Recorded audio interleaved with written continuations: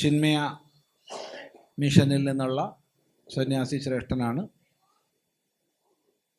കുറേ കാലം തിരുവനന്തപുരത്ത് ചിന്മയ മിഷൻ്റെ ആചാര്യനായി പ്രവർത്തിച്ചു. ഇപ്പോൾ ചിന്മയ മിഷൻ്റെ ഒരു കേന്ദ്രം അതിൻ്റെ പൂർണ്ണ രൂപത്തിൽ വയനാട്ടിൽ സ്ഥാപിച്ച് വികസിപ്പിക്കേണ്ടുന്ന ദൗത്യം സ്വാമിജി ഏറ്റെടുത്തിരിക്കുകയാണ്. അതിൻ്റെ ഭാഗമായിട്ട് വയനാട്ടിലുടനീളം പ്രവർത്തിച്ചുകൊണ്ടിരിക്കുന്നു. ധാരാളം യജ്ഞങ്ങളും മറ്റ് ക്ലാസ്സുകളും ഒക്കെയായിട്ട് നിത്യം വ്യാപൃതനാണ്. എല്ലാവർക്കും വേണ്ടി അർദ്ധമായി തന്നെ സ്വാമിജിയെ ഈ ഒരു അന്തര്യോഗത്തിൽ സ്വാഗതം ചെയ്യാണ്. എല്ലാവരുടെയും ശ്രദ്ധ പൂർണ്ണമായിട്ടുണ്ടാവട്ടെ എന്ന് മാത്രം പറയുന്നു. സന്തോഷം. ഓം സദാശിവസമാരംഭാം ശങ്കരാചാര്യമധ്യമാം അസ്മദാചാര്യപര്യന്താം വന്ദേ ഗുരുപരമ്പരാം. ശ്രുതിസ്മൃതിപുരാണാനാം ആലയം കരുണാലയം നമാമി ഭഗവത്പാദശങ്കരം ലോകശങ്കരം. ശങ്കരം ശങ്കരാചാര്യം കേശവം ബാദരായണം സൂത്രഭാഷ്യകൃതൗ വന്ദേ ഭഗവന്തൗ പുനഃ പുനഃ. ഈശ്വരോ ഗുരുരാത്മേതി മൂർത്തിഭേദവിഭാഗിനെ വ്യോമവദ്വ്യാപ്തദേഹായ ദക്ഷിണാമൂർത്തയേ നമഃ. സമസ്തജനകല്യാണേ നിരതം കരുണാമയം നമാമി ചിന്മയം ദേവം സദ്ഗുരും ബ്രഹ്മവിദ്വരം. മൂകം കരോതി വാചാലം പങ്കും ലംഘയതേ ഗിരിം യത്കൃപാതമഹം വന്ദേ പരമാനന്ദമാധവം. പരമാനന്ദമാധവം.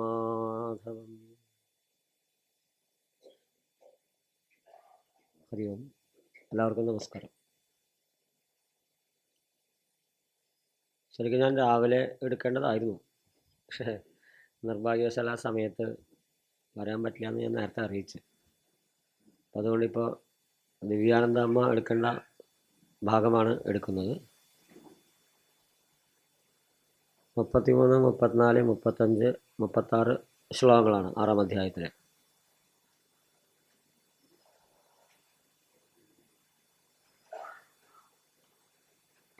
നമുക്ക് ആ ശ്ലോകങ്ങൾ വായിക്കാം. ഞാൻ വായിക്കാം, നിങ്ങൾ ഏറ്റുചൊല്ലണേ. അർജുന ഉവാച യോയം യോഗസ്ത്വയാ പ്രോക്തഃ സാമ്യേന മധുസൂദന ഏതസ്യാഹം ന പശ്യാമി ചഞ്ചലത്വാ സ്ഥിതിം സ്ഥിരാം ചഞ്ചലം ഹി മനഃ കൃഷ്ണ പ്രമാധിബലവദൃഢം തസ്യാഹം നിഗ്രഹം മന്യേ വായോരിവ സുദുഷ്കരം. ശ്രീഭഗവാനുവാച അസംശയം മഹാബാഹോ മനോ ദുർനിഗ്രഹം ചലം അഭ്യാസേന തു കൗന്തേയ വൈരാഗ്യേന ച ഗൃഹ്യത്തെ. അസംയതാത്മനാ യോഗഃ ദുഷ്പ്രാപ ഇതി മേ മതിഃ. വശ്യാത്മനാ തു യതതാ ശക്യോ വാപ്തുമുപായതഃ. അത്ര മതി.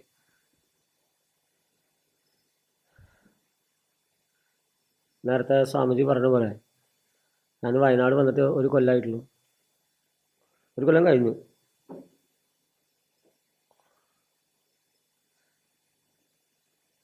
അപ്പോൾ അവിടെ ചിന്മയ മിഷനിൽ ക്ലാസ് കേൾക്കാൻ ആൾക്കാരൊന്നും വരാറില്ല. ഞാൻ ക്ലാസ് ഉണ്ടെന്നൊക്കെ വെക്കാറുണ്ട്. ഭഗവത്ഗീത ക്ലാസ് വെക്കാം, ഉപനിഷത്ത് ക്ലാസ് വെക്കാം, ഭാഗവതം വെക്കാം എന്നൊക്കെ പറഞ്ഞ് ഇടയ്ക്കിടയ്ക്ക് മെസ്സേജൊക്കെ ഇടും.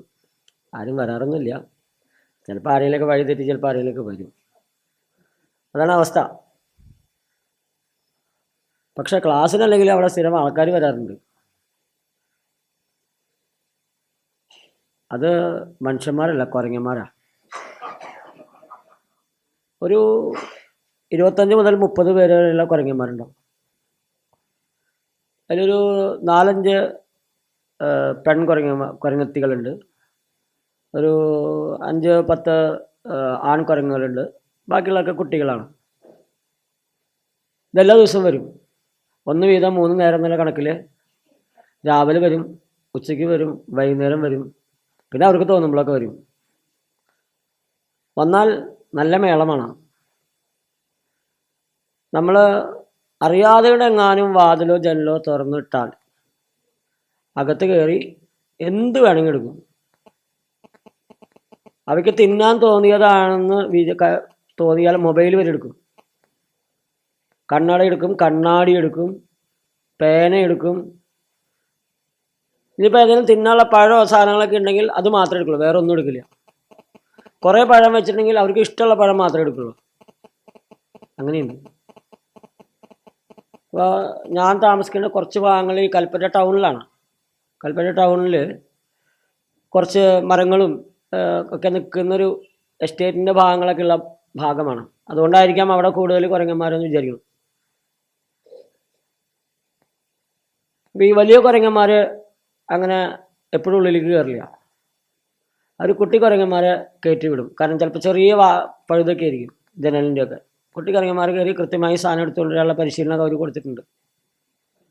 ചിലപ്പോൾ ആരുമില്ല, മറ്റുള്ളവർക്ക് ധൈര്യമില്ലെങ്കിൽ മുതിർന്ന കുരങ്ങൻ അല്ലെങ്കിൽ തള്ള കുരങ്ങൻ വന്നിട്ട് അകത്ത് കയറി. ഒരു ദിവസം ഞാൻ ഇങ്ങനെ തിരിഞ്ഞു നിൽക്കുക, എൻ്റെ പിന്നുകൂടെ ശബ്ദമില്ലാതെ പോയി അടുക്കള വരെ പോയി അടുക്കളയിൽ വെച്ചിരുന്ന ഒരു ആപ്പിൾ എടുത്താൽ കുരങ്ങൻ പോയി. തിരിച്ചു പോകുമ്പോഴാണ് ഞാൻ അറിഞ്ഞത്.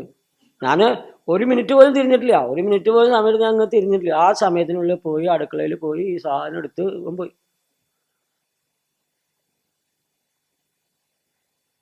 ഒരു ദിവസം കണ്ണാടി ഇത്ര വന്ന കണ്ണാടി അവിടെ മുഖം നോക്കാൻ കണ്ണാടി ഇല്ല. അപ്പോൾ ആരോ വന്നപ്പോൾ കണ്ണാടി ഇല്ലാന്ന് പറഞ്ഞപ്പോൾ കണ്ണാടി വാങ്ങിച്ചതാ 100-200 രൂപ കൊടുത്തിട്ട്. ആ കണ്ണാടി ഒരു സ്ഥലത്ത് വെച്ചിരുന്നു. അതെടുത്തുകൊണ്ട് പോയി. ഞാൻ നോക്കുമ്പോൾ ഉണ്ട് ആ കടിച്ച് 10-15 കഷ്ണമായിട്ട്. അപ്പോൾ അതിൻ്റെ വായൊക്കെ മുറിയുണ്ട്. അപ്പോൾ ആ ചോര വെക്കുകയാണെന്ന് അറിയില്ല, അതിങ്ങനെ കടിച്ചിരിക്കുന്നു. പിന്നെ പേനയൊക്കെ റീഫില്ലൊക്കെ ഊരിയിട്ട് മഷിയൊക്കെ കുടിക്കും, അല്ലെങ്കിൽ വെറുതെ കടിച്ച് നാശമാക്കും. അപ്പോൾ ഞാനിതൊക്കെ പറഞ്ഞപ്പോൾ അവിടുത്തെ വീടിൻ്റെ ഉടമസ്ഥൻ പറഞ്ഞു, അയാൾ കോഴിക്കോട്ടുകാരനാ. അത്രയുള്ള സമയം എൻ്റെ 3 മൊബൈൽ കുരങ്ങൻ കൊണ്ടുപോയതാകുന്നു. അപ്പം അതിനുശേഷം ഞാൻ വളരെ ജാഗ്രതയോട് കൂടിയിട്ടാണ് ഇരിക്കുന്നത്. എപ്പോഴും മൊബൈൽ പോയി അപ്പോൾ നമ്മുടെ ജീവിതം മുഴുവൻ പോയില്ലേ. അപ്പം എങ്ങാനും ആരെങ്കിലും വന്നാൽ തന്നെ ആദ്യം കൊടുക്കുന്ന നിർദ്ദേശം ഒരു കാരണവശാലും ഉമ്മറത്തെ വാല് തുറന്നു പോകരുത്, ജനല തുറക്കാൻ പാടില്ല. കുരങ്ങന്മാർ സദാസമയം അവിടെ ഉണ്ട്. ഇനി മുതിർന്ന കുരങ്ങന്മാരെയൊക്കെ സഹിക്കാം. കുട്ടിക്കുരങ്ങന്മാരുണ്ടല്ലോ, കുട്ടിക്കുരങ്ങന്മാർ ഈ മിക്ക വീട്ടിലും ഡ്രസ് വർക്ക് ഉണ്ടല്ലോ, അതിൻ്റെ മുകളിലൊക്കെ ചാടി കളിക്കും. പിന്നെ മരത്തിൻ്റെ മുകളിൽ ചാടി കളിക്കും. ആകെ മറഞ്ഞു ബഹളം. ഇപ്പം ഇടയ്ക്ക് പരിപാടിക്ക് അവിടെ പന്തലൊക്കെ ഇടാറുണ്ട്.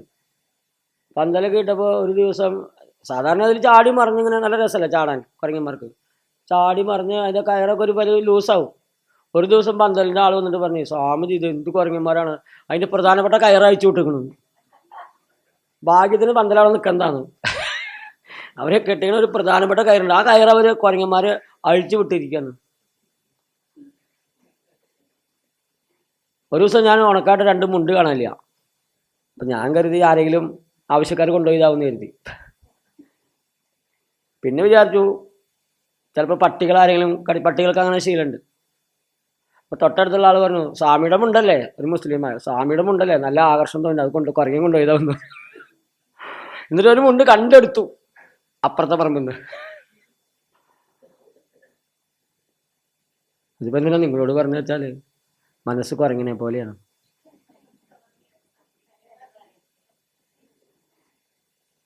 അർജുനൻ ചോദിക്കുകയാണ്, ഈ മനസ്സ് എങ്ങനെയാണ് സ്ഥിരമാക്കി നിർത്തുക? മനസ്സിനെ സ്ഥിരമാക്കി നിർത്താനായിട്ടുള്ളൊരു കാര്യം ഞാൻ അറിയുന്നില്ല. സ്വാമിജി നേരത്തെ പറഞ്ഞു വെച്ചല്ലോ, ആത്മൗവമ്യേന സർവത്ര സമം പശ്യതി അർജുന സുഖം വാ യതി വാ ദുഃഖം സയോഗി പരമം. അതല്ലേ പറഞ്ഞത് അവസാനം വായിച്ചത്? അതായത് സ്വാമിജി അത് പറഞ്ഞു. എന്തായാലും കണ്ട ശ്ലോകം അതുവരെയായിരിക്കും. അപ്പൊ സമദർശനം നേടണമെങ്കിൽ മനസ്സ് സ്ഥിരമായിരിക്കണം. മനസ്സ് വളരെ ചഞ്ചലമാണ്. ഈ മനസ്സിന്റെ ചാഞ്ചല്യം കാരണം എനിക്കത് മനസ്സിലാവണില്ല.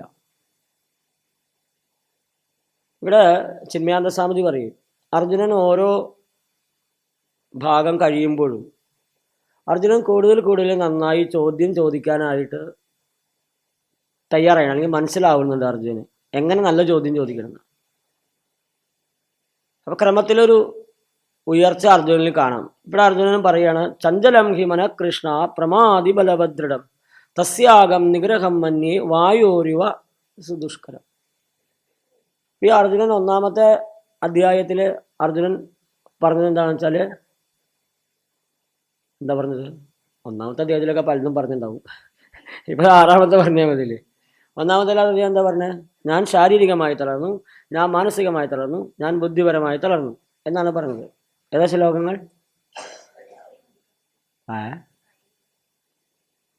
കൊള്ളാലോ. ഏതാ ശ്ലോകങ്ങൾ? ഗാണ്ഡീവം ശ്രംസദേഹസ്ഥ ത്വക്ചൈവ പരിദഹ്യത്തെ. പറ്റേ സ്വാമി എന്ന് പറഞ്ഞ നശക്നോമ്യവസ്ഥാതും ഭ്രമതീവ ച മേ മനഃ. അത്ര മതി. ഭ്രമതീവ ച മേ മനഃ, മമ മനഃ ഭ്രമതി ഇവ. എൻ്റെ മനസ്സ് ഭ്രമിക്കുകയാണ്, വട്ടം കറങ്ങാണ്. പിന്നെ ഞാൻ ദുർനിമിത്തങ്ങൾ കാണുന്നു, എൻ്റെ ബുദ്ധിയും ശരിയല്ല എന്നാണ് പറഞ്ഞത്. അങ്ങനെയുള്ള അർജുനനാണ് താൻ യുദ്ധം ചെയ്യാതെ കണ്ടിരിക്കാൻ, അല്ലെങ്കിൽ യുദ്ധത്തിനെതിരായിട്ട് വലിയ പ്രഭാഷണം നടത്തിയത് ഭഗവാന്റെ മുന്നിൽ.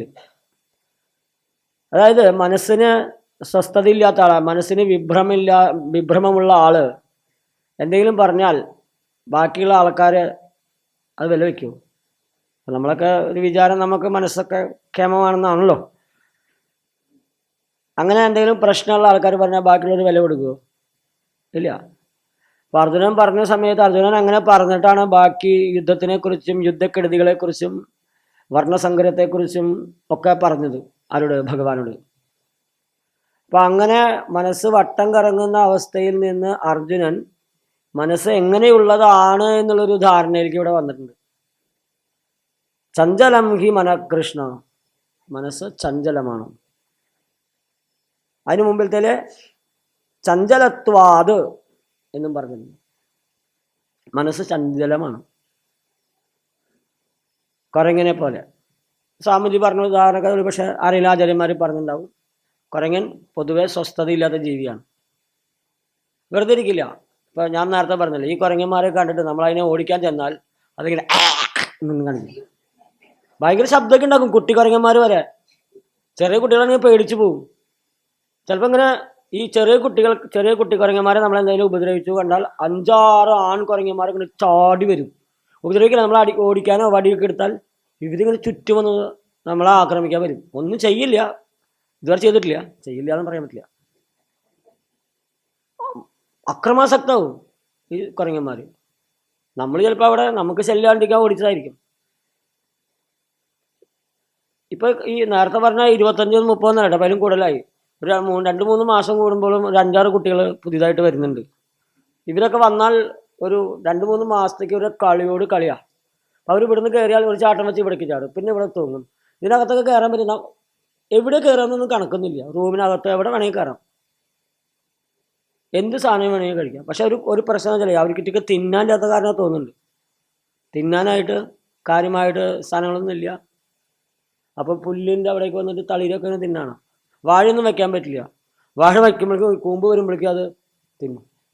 ഒരാൾ എന്നോട് പറഞ്ഞു, ഒരു വാഴക്കന്ന് വന്നിട്ട് പറഞ്ഞു, ഇത് വെച്ച് നോക്കൂ, കുരങ്ങൻ കഴിച്ചില്ലെങ്കിൽ സ്വാമിക്ക് കുറച്ച് കഴിഞ്ഞാൽ വാഴ ഉണ്ടാവും എന്ന് പറഞ്ഞു. അപ്പം ഞാൻ തമാശക്കാരെന്ന് കരുതി. ഒരു 10 തവണയെങ്കിലും കുരങ്ങനത് കൂമ്പ് വരുമ്പോൾ നുള്ളിയുണ്ട്. അങ്ങനെ ഇപ്പോൾ ഒരു ദിവസം നോക്കിയപ്പോൾ ഞാൻ ഒരു ആഴ്ച സ്ഥലത്തിനായി ഒന്ന് നോക്കിയപ്പോൾ ഒരു ഇല വിരിഞ്ഞിട്ടുണ്ട്. അപ്പോൾ ഞാൻ കരുതി ഇപ്രാവശ്യം രക്ഷപ്പെട്ടു എന്ന്. അത് കഴിഞ്ഞ് 2 ദിവസം നോക്കിയപ്പോൾ അത് കാണാനില്ല, മൊത്തം പറിച്ചിരുന്നു. എല്ലാ കൂമ്പുകളാണ് ഈ സാധനം കൂടുതൽ കഴിക്കുക. മറ്റു പഴങ്ങളൊന്നും കിട്ടാത്ത കാരണമായിരിക്കാം. പിന്നെയോ ഏത് നേരം ഇങ്ങനെ അവിടെ തുറന്ന് ഇവിടെ തുറന്ന് ഇങ്ങനെ തുറന്ന്, അല്ലെങ്കിൽ ഒരുത്തൻ്റെ വാല് പിടിച്ച് തിരിപ്പിച്ച്, നല്ല രസമാണ് കാണാൻ. എപ്പോഴും സമയമുണ്ടെങ്കിൽ വന്നാൽ കാണിച്ചു തരാം. അത് ഒരു ആ ഭാഗത്ത് മാത്രമല്ല, ഒരു 2-3 കിലോമീറ്റർ ചുറ്റളവിൽ ഈ കുരങ്ങന്മാരുടെ സംഘമുണ്ട്. കൽപ്പറ്റ ടൗണിൽ ഇപ്പം ഇത്തിരി കുറവാന്ന് പറയുന്നുണ്ട്. പഴം അങ്ങനെ സാധനങ്ങളൊക്കെ വിൽക്കണ കടക്കാരൊക്കെ വളരെ ജാഗ്രതയോടിട്ടാണ് കുരങ്ങനെ ഓടിക്കാൻ വടിയൊക്കെ ഇപ്പം ഇത്തിരി കുറവുണ്ട് എന്ന് പറയുന്നു അവർ. ഇതൊന്നും ചെയ്യാനും പറ്റില്ല, ഫോറസ്റ്റുകാരുടെ പ്രശ്നങ്ങളുള്ളത് കൊണ്ട്. അപ്പോൾ എനിക്ക് ഇവിടെ പോയപ്പോൾ ഒരാൾ ഒരു സൂത്രം പറഞ്ഞു തന്നു. എവിടെ സ്ഥലത്തിൻ്റെ പേരെന്താ, മാനന്തവാടി പോയപ്പോൾ ചിന്മയാവശ്യൻ്റെ ഒരു പരിപാടിക്ക് പോയപ്പോൾ അവിടെയുള്ള ഒരു അദ്ദേഹം പറഞ്ഞു, ഇവിടെ 500 കുരങ്ങന്മാരുണ്ടായിരുന്നു സ്വാമിജി. ഈ 500 കുരങ്ങന്മാരെയും ഒരാൾ വന്നിട്ട് 1 മാസം കൊണ്ട് 500 കുരങ്ങന്മാരെയും ഇവിടുന്ന് കൊണ്ടുപോയി. ഇപ്പോൾ കുരങ്ങന്മാരേ ഇല്ല. 500 ചിലപ്പോൾ അയാൾ കൂട്ടി പറഞ്ഞായിരിക്കാം. പക്ഷെ എന്നാലും അദ്ദേഹം എങ്ങനെ പറഞ്ഞതെന്ന് വെച്ചാൽ, ഇയാൾ വന്നിട്ട് ഇങ്ങനെ ശല്യം ഉണ്ടെന്ന് പറഞ്ഞപ്പോൾ അയാൾ എന്തെന്ന് വെച്ചാൽ എല്ലാ ദിവസവും ഒരു ചാക്കിൽ പഴങ്ങളായിട്ട് വരും. എന്നിട്ട് കുരങ്ങന്മാർക്ക് ഇങ്ങനെ കൊടുത്തുകൊണ്ടേയിരിക്കും. ദിവസവും വരും, ഇങ്ങനെ കൊടുക്കും. അതിനിടയ്ക്ക് ഇയാൾ പതുക്കെ കുരങ്ങന്മാരെ പിടിക്കാൻ തുടങ്ങി. പിടിച്ച് കുരങ്ങന്മാർക്ക് മനസ്സിലായില്ല സംഭവം. അവസാന കുരങ്ങനെയും പിടിച്ചിട്ടാണ് ഇയാൾ പോയത്. ഇത് നടന്ന സംഭവമാണ്. 500 ചിലപ്പോൾ അയാൾ കൂട്ടി പറഞ്ഞായിരിക്കാം. എന്തായാലും നമുക്ക് വിശ്വസിക്കാം. കാരണം ഈ വയനാട്ടിലൊരു സ്ഥിതി അനുസരിച്ച് ചിലപ്പോൾ 500 ഉണ്ടാവാം. ഇതെന്തായാലും ഒരു 10-30 എണ്ണം ഉണ്ട്. ഇപ്പം എനിക്ക് തന്നെ ഇപ്പോൾ ഈ കുരങ്ങന്മാരെ ഓരോരുത്തരും കണ്ടാൽ തിരിച്ചറിയാം. ഒരു കാലില്ലാത്ത കുരങ്ങനുണ്ട്, വാല് പോയ കുരങ്ങനുണ്ട്, തടിച്ചിട്ടുള്ള ഒരു പെൺകുരങ്ങുണ്ട്, ഗർഭിണിയല്ല വെറുതെ ആ തടിയുണ്ട്. പിന്നെ കണ്ടാൽ ആളെ പോലെ അങ്ങനെ എഴുന്നേറ്റ് നിന്നാൽ അങ്ങനെയുള്ള ഒരു ആൺകുരങ്ങുണ്ട്. ഒരു 5-6 ദിവസം ആകുമ്പോഴേക്കും ഈറ്റങ്ങൾ ഈ എന്താ പറയുക സ്വയം ചാടാനും മറിയാനൊക്കെ ആയി. പിന്നെ എന്തൊക്കെയോ കാണിച്ചു വിട്ടെന്ന് അറിയാൻ പറ്റില്ല. നമ്മുടെ മനസ്സ് അതിനേക്കാൾ കഷ്ടമാണ്. കുരങ്ങൻ പൊതുവെ ചഞ്ചലമാണ്. ആ കുരങ്ങനെ കുറച്ച് കള്ളു കുടിച്ചാൽ എന്തായിരിക്കും അവസ്ഥ? നല്ല രസമായിരിക്കും. ഒരു തേള് കുത്തിയാൽ, ഇത് കഥ കേട്ടിട്ടുണ്ടാവില്ല അല്ലേ? നല്ല രസമായിരിക്കും, ഭയങ്കര രസമാണ്. ഭയങ്കരം എന്ന് പറയില്ലേ? നല്ല ഭയങ്കരമായിരിക്കും ഇപ്പോൾ ശരിക്കും. ഈ കുരങ്ങന്മാരുടെ എന്താ പറയുക, ഒരു തരത്തിൽ നിയന്ത്രിക്കാൻ പറ്റുന്ന കുരങ്ങന്മാരെയാണ് സുഗ്രീവൻ നിയന്ത്രിച്ചത്. അതുകൊണ്ടാണ് സുഗ്രീവൻ ആ പേര് വന്നത്. നല്ല ഗ്രീവമുള്ള ആളാണ് സുഗ്രീവനെ. കഴുത്തിന് മുകളിൽ നല്ല തലയുണ്ട്. എങ്ങനെ ഇത്രയും ചഞ്ചലത്വമുള്ള കുരങ്ങന്മാരെ മുഴുവൻ കൊണ്ടുവരാനായിട്ട് നാനാദേശങ്ങളിൽ നിന്നും കൊണ്ടുവന്നു ആര്യ സുഗ്രീവൻ. എന്നിട്ട് അവരൊക്കെ രാമന്റെ കാര്യത്തിന് വേണ്ടിയിട്ട് ഉപയോഗിച്ചു. നമ്മുടെ മനസ്സിലെ ഓരോ ചിന്തകളാണ് ഈ കുരങ്ങന്മാർ. ചിന്മയാനന്ദ സ്വാമിജി പറയും, എന്താ മനസ്സ്? ഫ്ലോ ഓഫ് തോട്ട്സ്, ചിന്തകളുടെ പ്രവാഹമാണ് മനസ്സ്. ഇപ്പം നമ്മളിവിടെ ഇരിക്കുന്ന സമയത്ത് ഞാൻ വിചാരിക്കും നിങ്ങളൊക്കെ ഞാൻ പറയുന്നത് കേട്ടിരിക്കുകയാണ്. നിങ്ങൾ ചിലപ്പോൾ ഏതെങ്കിലും കാഴ്ചകളാരും കണ്ട കുരങ്ങനെ ആലോചിച്ചിരിക്കും. അതിപ്പോൾ ഈ കരിങ്കുരങ്ങൻ ഇങ്ങനെയാവൂ, അല്ലെങ്കിൽ സിംഹവാലൻ, നിങ്ങൾ വേറെ എന്തെങ്കിലുമൊക്കെ ആലോചിച്ചിരിക്കും. ഞാൻ പാവം വിചാരിക്കും അവരൊക്കെ ഭഗവത്ഗീത ഭാഷ്യം കേട്ട് മനഃശുദ്ധി വന്ന ആൾക്കാരാ, അവരിങ്ങനെ ഒരു ചുക്കില്ല. ഈ മനസ്സിപ്പോൾ അതിൻ്റെ ഇടയ്ക്ക് എവിടെയൊക്കെ പോയിണ്ടാവും എന്ന് കരുതി. വീട്ടിൽ പോയി വന്നിട്ടുണ്ടാവും, അവിടെ പോയി വന്നിട്ടുണ്ടാവും. നിങ്ങൾ തന്നെ ആലോചിച്ച് നോക്കിയാൽ മതി. ഇവിടെ തുടങ്ങിയിട്ട് കുറച്ച് ദിവസമായില്ലേ, ഇതിനിടയ്ക്ക് എത്ര സമയം നിങ്ങളിവിടെ ഉണ്ടായിരുന്നു? ഫിസിക്കലല്ല, മെൻ്റലി. ഈ ആശ്രമത്തിൻ്റെ പുറത്തെ കുറേ വാക്യങ്ങൾ എഴുതി വെച്ചിട്ടുണ്ട്. അതിലൊരു വാക്യം മനസ്സുമായി ബന്ധപ്പെട്ടിട്ടുണ്ട്. ആശ്രമത്തിലെ ആൾക്കാർ പറയണ്ട, ബാക്കിയുള്ളവരൊന്ന് പറയുക. എന്താണ്? തണ്ടടേ തണ്ടടേ. ആരതൊക്കെ നോക്കളെ. അവിടെ ശങ്കരായ സ്വാമികളെ പ്രതിമതിക്കുന്നുണ്ടോ? ആവോ മതി. അപ്പുറത്തൊരു ക്ഷേത്രമുള്ളത് അറിയാവോ? അതൊക്കെ അറിയാം. അപ്പോൾ ഞാൻ പറയുന്നില്ല, ഏകദേശം ഇതിൻ്റെ ഓപ്പോസിറ്റ് ആയിട്ട് വരും. അതിൻ്റെ എതിർഭാഗത്തായിട്ട് പുറത്തേക്ക് ഇറങ്ങിയിട്ട് സമയം കിട്ടുമ്പോൾ നോക്കുക. ആശ്രമത്തിലുള്ള ആൾക്കാർ പറയണ്ട, പോയി നോക്കുക. അത് കഴിഞ്ഞാൽ അപ്പുറത്തെ സൈഡിൽ വേറൊരു വാക്യം എഴുതിയിട്ടുണ്ട്. അതിൽ മനസ്സൊന്നുമില്ല, പക്ഷെ ആശയം അതുപോലെയാണ്. രണ്ടും പുറത്തിറങ്ങിയിട്ട് നോക്കാം. ഞാൻ വെറുതെ പറയുന്നതാണോ അല്ലേന്ന് ഇപ്പം പറയണ്ട, ഇപ്പം പറയണ്ട, നോക്കിയാൽ മതി കേട്ടോ. ശരി, നമ്മുടെ മനസ്സ് ഇനിയിപ്പോൾ എന്തായിരിക്കും ആദ്യത്തെ ഒന്നാമത്തെ നോക്കിയിട്ടില്ല, വായിച്ചിട്ടില്ല. അത് പോട്ടെ, ഇവിടെ വരൂ. സബ് ലോഗ് ഇതറായിയേ, ഇവിടെ വരൂ. അപ്പോൾ ഫ്ലോ ഓഫ് തോട്ട്സ് ആണെന്ത്? മനസ്സ്. ചിന്തകളുടെ പ്രവാഹമാണ് മനസ്സ്. നമ്മുടെ ഉള്ളിൽ എത്രയോ ചിന്തകളാണ് വരുന്നത്, കണക്കില്ല. ചില ആൾക്കാർ പറഞ്ഞു 60,000-ത്തിലധികം ഉണ്ട് എന്നാണ്. ചില ആൾക്കാർ പറയണു അത് 16,000 ചില്ലാനും. ഇതൊക്കെയാണ് ഗോപിമാരായിട്ടും ഭഗവാന്റെ പത്നിമാരായിട്ടും താത്വികമായിട്ട് മനസ്സിലാക്കേണ്ടത് എന്ന് പറയുന്നു. ആചാര്യന്മാർ പറയുന്നതാണ്, നമ്മുടെ ഉള്ളിൽ വരുന്ന ചിന്തകൾ, നമ്മൾ അറിഞ്ഞു വരുന്ന ചിന്തകൾ, നമ്മൾ അറിയാതെ വരുന്ന ചിന്തകൾ, നമുക്ക് പിടുത്തം തരാതെ കൊണ്ട് പോകുന്ന ചിന്തകൾ, നമ്മൾ താലോലിക്കുന്ന ചിന്തകൾ, നമ്മൾ താലോലിച്ച് വഷളാക്കി നമ്മളെ കൊണ്ടുപോയി കുഴിയിൽ ചാടിക്കുന്ന ചിന്തകൾ, ഇങ്ങനെ നിരവധി സാധനങ്ങൾ നമ്മുടെ ഉള്ളിലുണ്ട്, നമ്മുടെ ഉള്ളിലൂടെ കടന്നു പോകുന്നുണ്ട്. അതുകൊണ്ടാണ് ഇതിനെ ചഞ്ചലം എന്ന് പറയുന്നത്. അപ്പൊ ഈ ചഞ്ചല സ്വഭാവമുള്ള ചിന്തകളെ ഒരുമിച്ച് കൊണ്ടുവന്ന ആളാണ് സുഗ്രീവൻ. പക്ഷെ സുഗ്രീവന് ഒറ്റയ്ക്ക് പറ്റില്ല. സുഗ്രീവന് രാമനെ പോലെ ഒരാളുണ്ടെങ്കിൽ മാത്രമേ പറ്റുള്ളൂ. ആരാ രാമൻ? രമതേ ഇതി രാമഹ, അല്ലെങ്കിൽ സജ്ജന മനാംസി രമതേ, സജ്ജനങ്ങളെ മനസ്സിൽ രമിക്കുന്ന ആള്. അല്ലെങ്കിൽ ചിന്മയാൻ സ്വാമിജി പറയും, ആരാണോ സ്വയം രമിക്കുന്നത്, ആരാണോ മറ്റുള്ളവരെ രമിപ്പിക്കുന്നത്, സ്വയം ആനന്ദിക്കുകയും മറ്റുള്ളവരെ ആനന്ദിപ്പിക്കുകയും ചെയ്യുന്നത്, അയാളാണ് രാമൻ എന്നാണ്. സർവേഷു രമതേ രാമഹ. അപ്പോൾ ഉള്ളിൽ ആനന്ദം കണ്ടെത്തുന്ന ആൾക്ക് പുറത്തെ ആനന്ദങ്ങളൊന്നും ആവശ്യമില്ല. നമ്മുടെ ഉള്ളിലെ ആനന്ദത്തെ കാണാൻ പറ്റാത്തത് കൊണ്ടാണ് നമ്മൾ പുറമേയുള്ള വിഷയങ്ങളിൽ വിഷയ ആനന്ദങ്ങളിലേക്ക് പോകുന്നത്. മനസ്സ് പോകുന്നത് അതിലേക്കാണ്, വേറൊന്നിലേക്കല്ല മനസ്സ് പോകുന്നത്. മനസ്സ് പോകുന്നത് ഇന്ദ്രിയ വിഷയങ്ങളിലേക്കാണ്. ശബ്ദ, സ്പർശ, രസ, രൂപ, ഗന്ധം, ഇവ പഞ്ചജ്ഞാനേന്ദ്രിയങ്ങളുടെ വിഷയങ്ങളാണ്. ഈ വിഷയങ്ങളിലേക്ക് മനസ്സ് പോകുന്നതാണ് ഏറ്റവും പ്രശ്നം. നമ്മൾ കണ്ടാലോ കേട്ടാലോ രുചിച്ചാലോ മണത്താലോ ഒന്നും പ്രശ്നമില്ല, ആവശ്യത്തിലാണെങ്കിൽ. ഇവിടെ അനാവശ്യമായിട്ട് മനസ്സ് അതിലേക്ക് പോയാൽ പ്രശ്നമാണ്. രണ്ട് കാര്യങ്ങൾ നിർബന്ധമായിട്ടും വേണമെന്നാണ് ആധ്യാത്മിക സാധകനെ. ഒന്ന് ദമം, മറ്റേത് ശമം. ദമം ഇന്ദ്രിയ നിഗ്രഹം, ശമം മനോനിഗ്രഹം. ഇത് രണ്ടും നമുക്കുണ്ടോ എന്ന് നോക്കുക. വേറെ ആൾക്കാർക്ക് ഉണ്ടോ എന്ന് പരിശോധിക്കേണ്ട, അവനവൻ്റെ കാര്യം നോക്കിയാൽ മതി. അല്ല, മറ്റത് വളരെ എളുപ്പമാണ്.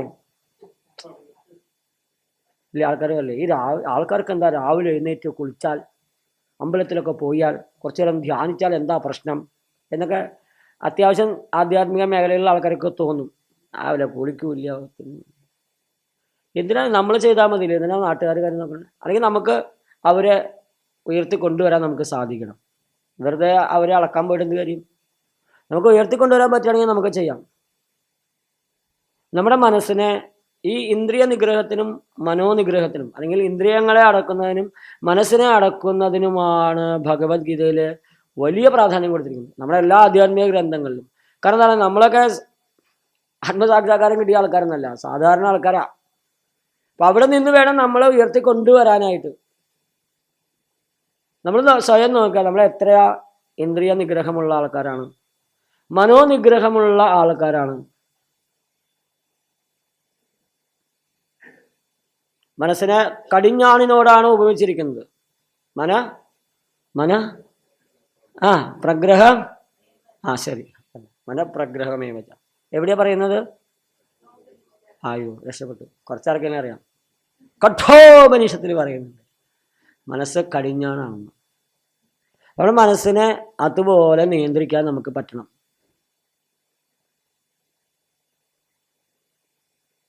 നമ്മൾ ഒരു കാര്യം ചെയ്യണ സമയത്ത് മനസ്സ് അതിൽ പൂർണ്ണമായും മുഴുകാറുണ്ടോ?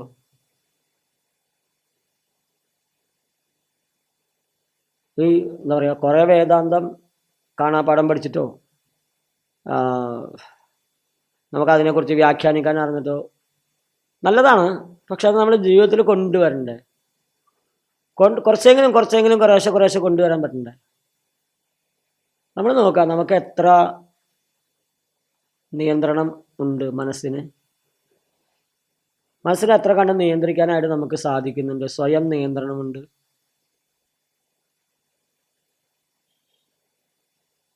മനഃപരം കാരണമാമനന്തി സംസാരചക്രം പരിവർത്തയേയത് എന്ന് ഭിക്ഷുഗീതയിൽ ഭിക്ഷു. എൻ്റെ പ്രശ്നങ്ങൾക്ക് കാരണം ഈ കാണുന്ന കാലമോ നക്ഷത്രങ്ങളോ ഗ്രഹങ്ങളോ ആളുകളല്ല. നായം ജനോമേ സുഖദുഃഖഗേതു നദേവതാത്മാ. ഇവരൊന്നല്ല എൻ്റെ ദുഃഖത്തിന് കാരണം. മനഃപരം കാരണം എൻ്റെ മനസ്സാണ്. ഈ മനസ്സിനെ അടക്കാൻ, നിയന്ത്രിക്കാനായിട്ട്, അടയ്ക്കാൻ നമുക്ക് ആദ്യം അടക്കുക. നമുക്ക് എത്ര കണ്ട് കഴിയുന്നുണ്ട് എന്ന് സ്വയം ആലോചിച്ച് നോക്കണേ. ചിന്മയാനന്ദ സ്വാമിജി പറയും, ലിവ് ഇൻ ദ പ്രസന്റ്. വർത്തമാനകാലത്ത് ജീവിക്കണം. നമ്മൾ എത്ര പേര് ഇപ്പം ജീവിക്കുന്ന ആൾക്കാരാണ്? നമ്മൾ ജീവിക്കാൻ എക്സ്പെർട്ടാണ് കഴിഞ്ഞു പോയ കാലത്തിലും വരാൻ പോകുന്ന കാലത്തിലും. ഇവിടെ ഇരുന്നിട്ട് നമ്മൾ വീട്ടിലെ കാര്യങ്ങളൊക്കെ, ഇവിടെ വരുന്നതിന് മുമ്പുള്ള കാര്യങ്ങളോ അല്ലെങ്കിൽ ഇപ്പോൾ ഭക്ഷണം കഴിച്ച കാര്യങ്ങളോ എന്തെങ്കിലുമൊക്കെ ആലോചിക്കാം.